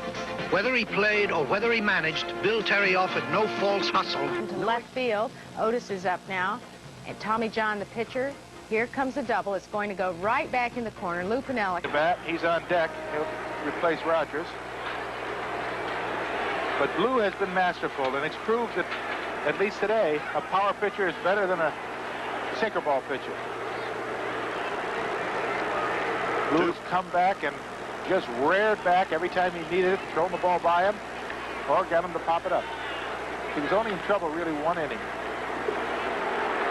And the bullpen is busy for Montreal. Ratzer is getting ready. He got cuffed around a bit in his last outing. 2 balls, 2 strikes. 6-1 San Francisco. Bottom of the 7th in Montreal. Foul out of play.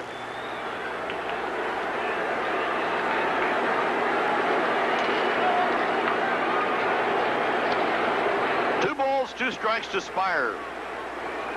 The Expos haven't scored since the first when they took a 1-0 lead. The Giants moved in front of the 5th on Billy North's 2-run double, and then came North's grand slam in the top of this inning. Deep in the hole, the play! Not in time. LeMaster couldn't quite get it there in time. Johnny LeMaster gave it his best shot, but Spire beat it out. LeMaster's really showed you something on this play.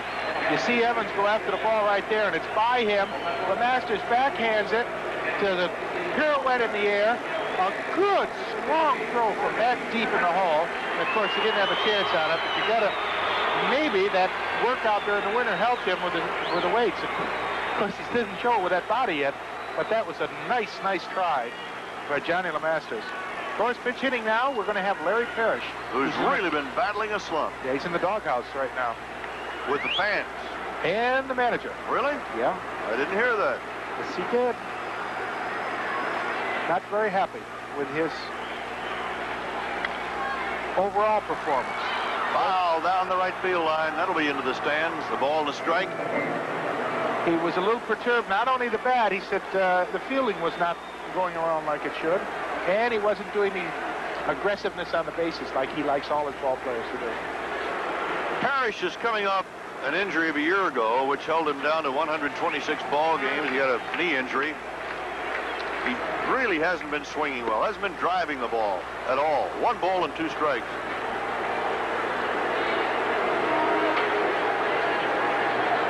One ball and 2 strikes.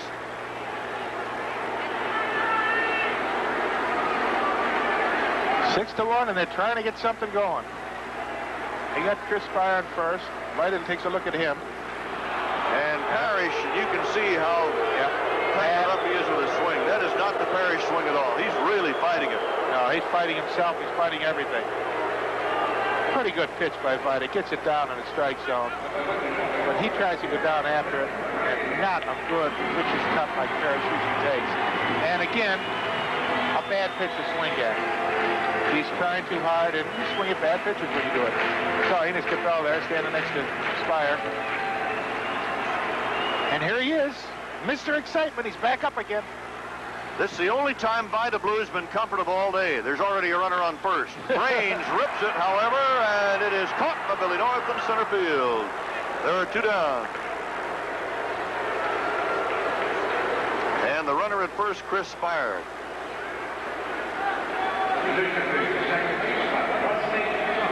3 times today, Raines had come up with first base open. Once as the leadoff man, 2 other times with first base open. Twice he got aboard. Once he stole, once he scored. Right now, Rodney Scott with a walk and 2 ground balls to the second baseman. Strike 1. Of course, remembering that Vida Blue was an MVP with the Oakland A's, we'll be announcing our MVP of this ball game. Before we crank it up today, Billy North, he's got to be a factor. That's his first career grand slam, the one he hit in the 7th inning. The 3rd home run he's ever hit batting left-handed. An all-time RBI mark, high mark for him in 1 ball game. 6 RBIs. So Billy North has had himself a day, almost a career. Foul ball off the bat of Rodney Scott. And he started off slowly, getting thrown out at second base. Yep, he walked in the first, was thrown out trying to steal. Right. His 6 RBIs today give him 10 for the year. He had 4 coming into the game. So Billy North has to be a candidate. Vida Blue has to be a candidate. How about that nice catch in center field by Billy North, too? Yeah. Billy North Day in Montreal. Oh, Vida, come on. Good recovery.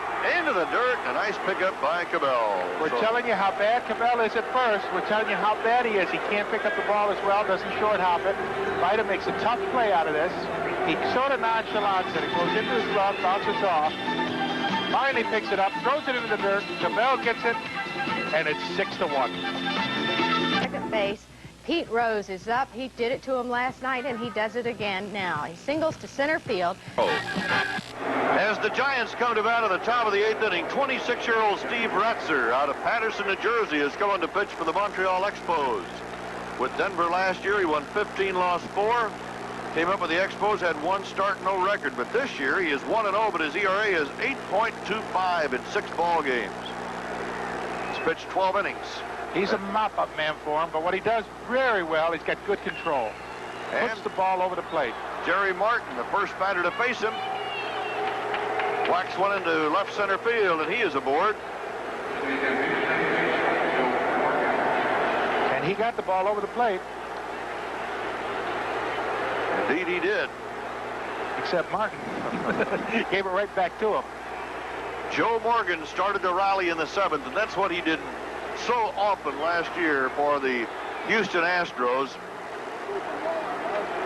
He had 5 home runs, 17 RBIs in September last season in the pennant drive for Houston.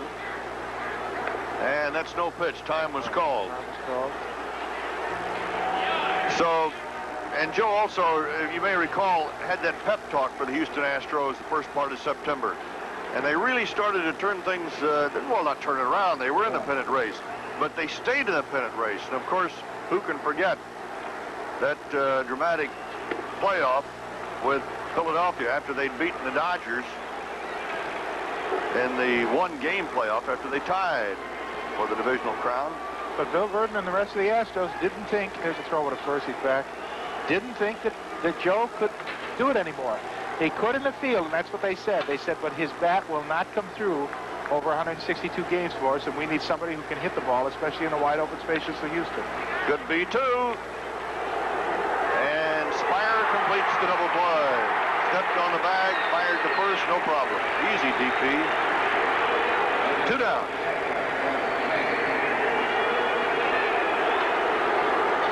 Classic double play right there. Spire takes it himself. Gets out of the way. Good body control. Out by 2 steps. He's going to run a training film. We'll show that one. There he is, Chris. Mr. Glue on the infield. Doesn't get paid to hit. That's what I'll tell you. He'd like to. He gets paid for the glove. Now Milt May is up for the Giants. Strike 1 from Ratzer. Going to give Vida a breather. Going to take a couple pitches here. It's been a fast inning. Milt is 0 for 3 today. You've been talking to this guy. That's 2-0. No, but I know where you're coming from. No, he's going to... Milt's been around for a year. He knows his pitchers. He's going to give him a little stay. Okay, now 1-1. Now he's going to swing at it. That was part of the plan too. Foul one off. Right. Okay. Foul one off. Just to keep in there. But I told you about Ratzer. He gets the ball around the plate. They may get a lot of hits out and a lot of runs, but he's not going to walk too many. Good control pitcher. When David Palmer comes off the disabled list in a couple of weeks, he's probably going to be sent to Denver where he can pitch in rotation. 2-2. He gave up 7 runs in an inning and 2/3 Wednesday night against San Diego, and that's one way to learn the route to Denver. It's a very fast plane trip. 3-2 now. I told you what good control. Threw one inside, almost hit me, and one in the dirt. Come on, Ratzer. The Giants lead 6-1 in the top of the 8th inning. Billy North has knocked in all the Giant runs today with a 2-run double in the 5th and a grand slam homer in the 7th, the first of his career. Foul ball. Boy, Milt likes to pull that ball. Every time that ball comes close to the plate, he's trying to pull it. His father was a Major League ball player, an infielder with the Philadelphia Phillies in years gone by. Mickey May, third baseman.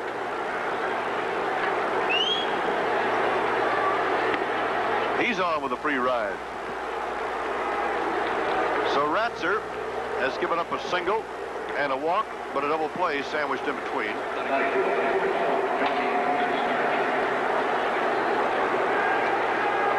John LeMaster will check in.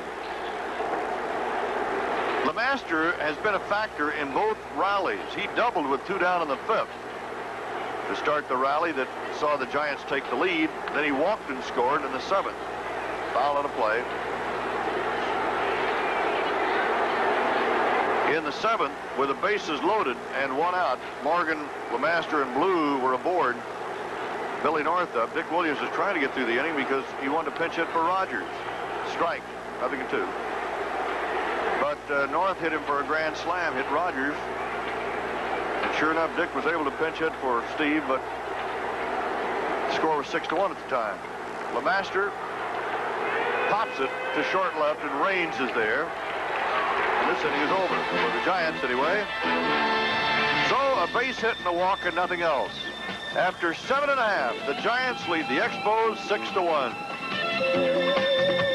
Well here, John Wathan had 3 hits on the night, and he takes the left-hander down the left field line. Lou Piniella. Quick oval at UCLA for the International Invitational, live on NBC Sports World. With some great stars in that one. Dawson leading off in the bottom of the 8th for Montreal, strike 1. Dawson, infield hit in the 3rd, 1 for 3 against Vida Blue as a 6-1 lead. Talking about big names in that UCLA Invitational. How about names like sprinter Stanley Floyd and James Sanford, and America's Steve Scott will face Ireland's Eamon Coughlin in the mile, and hurdle superstar Ronaldo Nehemiah putting his reputation on the line against the top field. All tomorrow on Sports World. Foul ball. But that's not all either. Funny cars blast down the strip in the NHRA, the World Drag Race Finals, and the Olympic medalists and world record holders compete in the AIW National Women's Collegiate Swimming Championships all tomorrow on NBC Sports World at 4 o'clock Eastern. Where's the ball? There's the ball. That little thing gets tricky at times. You can't find it. He wants him to check and see if he swung. He did not swing. Frank, you got a 6-1 lead. Yeah, he's not going to say a word now. Look at the smile on his face. If it was the other way around, if he was down 6, he would have said something. And you said that computer didn't work. I tell you, Rogers pitched a foolish game. Made a lot of silly mistakes for a pitcher of his caliber. You know, if that computer does work, we'll have 2 computers at home plate playing each other. Just press the buttons. Well, hit to left field by Dawson. It is gone, a home run. He pressed that button, didn't he? Boom, did he hit it.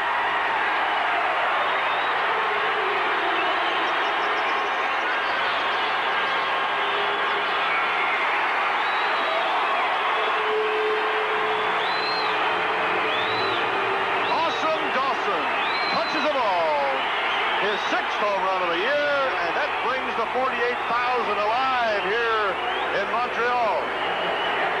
Just a good fastball and a good hard swing. He got the bat of the bat on it, and I'll tell you, that ball leaped off from that bat.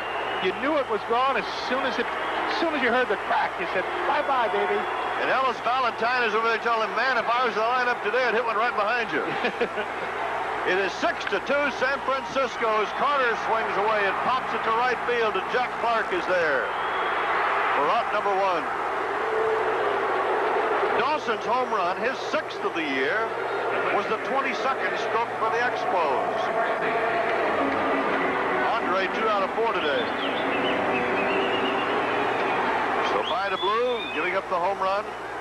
Still has a 6-2 lead as he faces Warren Cromartie, who is 0 for 3. Think Reggie Jackson is the only ball player has a candy bar named after him? He is, isn't he? No, well, maybe in the States, but here in Canada, they've got a candy bar named after Cromartie. What do they call it? I'm glad you asked. 1-0, right up the middle, but there is Johnny LeMaster behind the bag to make the play. Wait a minute. Forget about the play. What do they call the candy bar? The name of the candy bar named after Warren Cromartie is called a crowbar. What else? A crowbar. Here it is. Crowbar. Got the fat of the bat on it, but right out of the end, just hit it off, and Vida got his glove on it again. He's been playing super defense. The Masters came over. Easy little flip to first. Cromartie's out. That's for cancer research, though, that candy bar, isn't it? That's a fair ball. It's a fair ball. Out at first. He's and out. that'll do it. Yep, the crowbar contributes money to cancer research in Canada, and Warren's very happy about that. A run on the homer, that's all, though. 6-2 Giants. Giants coming to bat of the ninth. Hitter. Final score 5-0. We go to the top of the first. This is the leadoff batter, Terry Harper. At Boston, so check your listings for the game to be seen in your area as the top of the ninth inning comes on. And here is the man, Vida Blue. Blue with a walk and an infield hit, 2 runs scored, and a 6-hitter and a 6-2 lead. But the big bat has been swung by Billy North today. High and tight from Ratzer. Blue has been a genius today. Really, really top-notch pitcher, and he's helped out the cause. 3-1. You know what a difference a year makes. Last year, the Expos just killed left-handed pitching, but this year, just the opposite. They haven't beaten a left-hander yet. Yeah, but it's early. It's early. One game doesn't make a season. 3 balls, 2 strikes. It does if you lose the pennant by a game. Yeah. Who is that man? Who is that man? Still 3-2. Who was that masked marvel we just saw? There he is again. The masked marvel. Boy, he had some kind of a day so far. But it's not over yet. We're talking like it's over. It's 6-2. 3 balls, 2 strikes. Nobody on or out. We're in the ninth. Vida gets on that one, but he got under it. Too much, and White is back. Jerry handles it. 1 out. Well, Billy North hit the first grand slam homer of his career in the 7th inning. And here it is. And what a beauty, too. A fastball, and he just ripped it. And out it went. 1, 2, 3, 4 people crossed the plate. Great moment. First grand slam ever for Billy North. Look at it. What a feeling that must be. Jimmy Davenport gave him the big handshake coming around third. Said, "No, just how it feels, Bill." I used to hit him myself like that. Here's Billy again. 6 RBIs on a double and a homer. His highest RBI output in 1 game in his career. First grand slam of his career. Bounces it to Rodney Scott in the short play. Takes care of Billy. 2 down. We pause briefly for station identification. This is the NBC Television Network. Channel 23, KNDO, Yakima. Merle Harmon and Ron Luciano with you from Montreal, where this afternoon Billy North blew a pitcher's duel between Steve Rogers and Vida Blue right out the window with a grand slam homer in the 7th for Vida to give him a 6-1 lead. Then the Expos got a home run in the bottom of the 8th by Dawson to make it 6-2, and Steve Ratzer took over for Rogers after he went out for a pinch hitter in the 7th. And Ratzer's working to Enos Cabell with 2 down here in the 9th. Cabell 2 for 4 today. A couple of singles.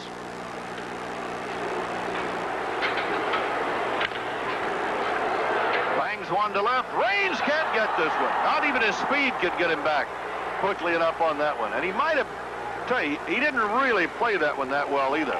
No, but that's the inexperience of being in the outfield. Yes, and Dawson is talking to him right now. Dawson's out there talking to him.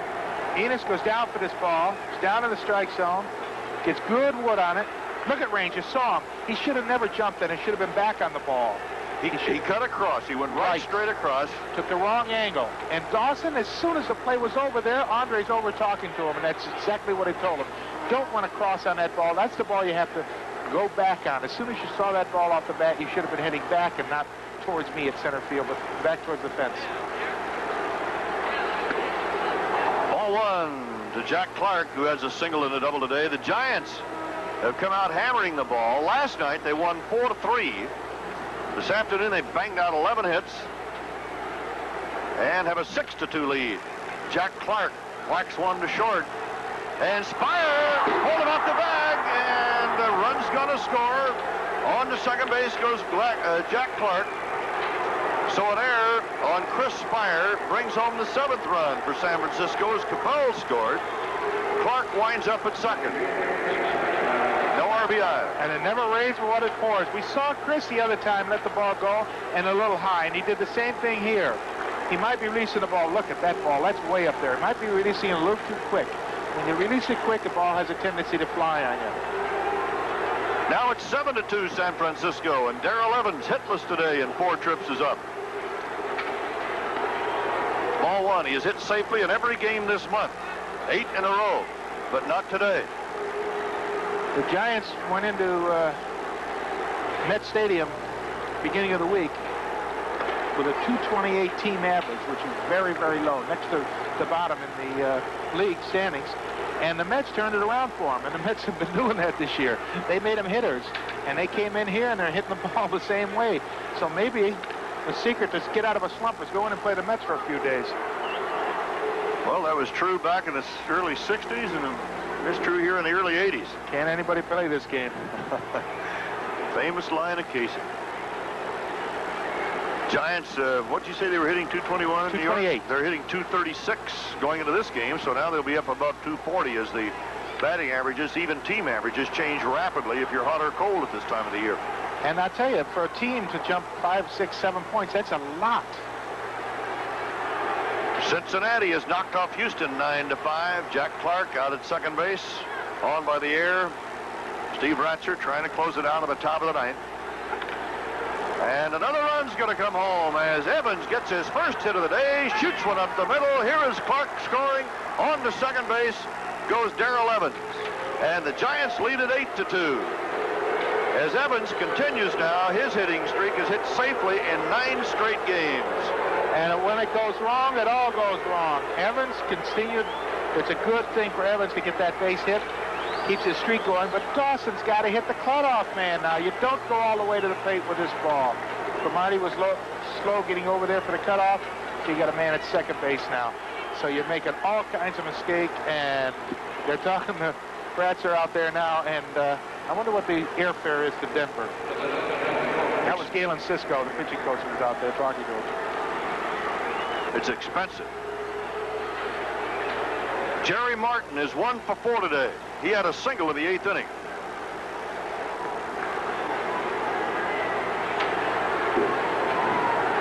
Evans gets a single, goes to second on the throw to the plate. Struck one to the knees. 8-2 Giants. They have banged out 12 hits this afternoon. And if my card is correct, the only man in the batting order who does not have a base hit for San Francisco is Milt May. Fouled out of play. Joe Morgan. Let's see what the to be up next if Martin gets aboard. I'm going to see what the computer said about Milt May and whether or not he was supposed to hit. Okay. He was not. He was not supposed to bat? No, he was not supposed to hit. Oh, okay. He only had 1 hit at 9 at-bats for the 111. Hitting 111 against Rogers. So it holds true. Maybe the computer is here to stay. Chris Spire will try it again to retire the side. And the Giants get a pair on a couple of hits and an error. And can the computer umpire, though? Who knows? The Giants take an 8-2 lead into the bottom of the 9th inning. Jerry White will lead off for Montreal. Even though the Pale Hose had the early lead, 2-0. But Al Woods sends Francisco Barrios' pitch deep. To count 2 balls, no strikes, as Vida took about 4 warm-up pitches between innings and was ready. Yeah, 2 balls and a strike. That's Yuppie. Can he rally the Expos? He's trying. Remember, we got to point out that, of course, Vida wants to get out there and wants to throw. There's a fly ball to center field, and North has to pick it up on a bounce. We got a single. We've got to point out that just earlier in the week, Wednesday night, they're playing the Mets with a 9-run lead going into the 9th inning.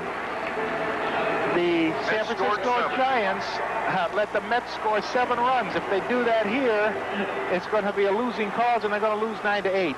So anything can happen. And Vida Blue is anxious. Woo, he wants to throw. Chris Spire is the batter with a runner at first. Outside a ball. Well, we got a vote on the MVP for the ball game. Well, you know who I say. Go ahead. This one's easy. Billy North, right? It's Billy North. Easy. That's 6 easy. RBIs, a double, a grand slam homer.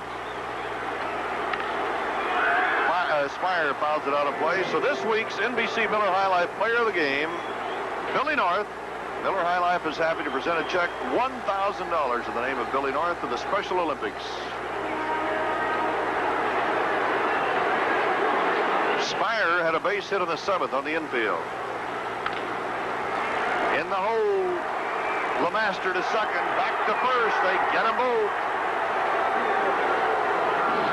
So there are 2 down, and now Bobby Ramos, I believe, is going to be coming up.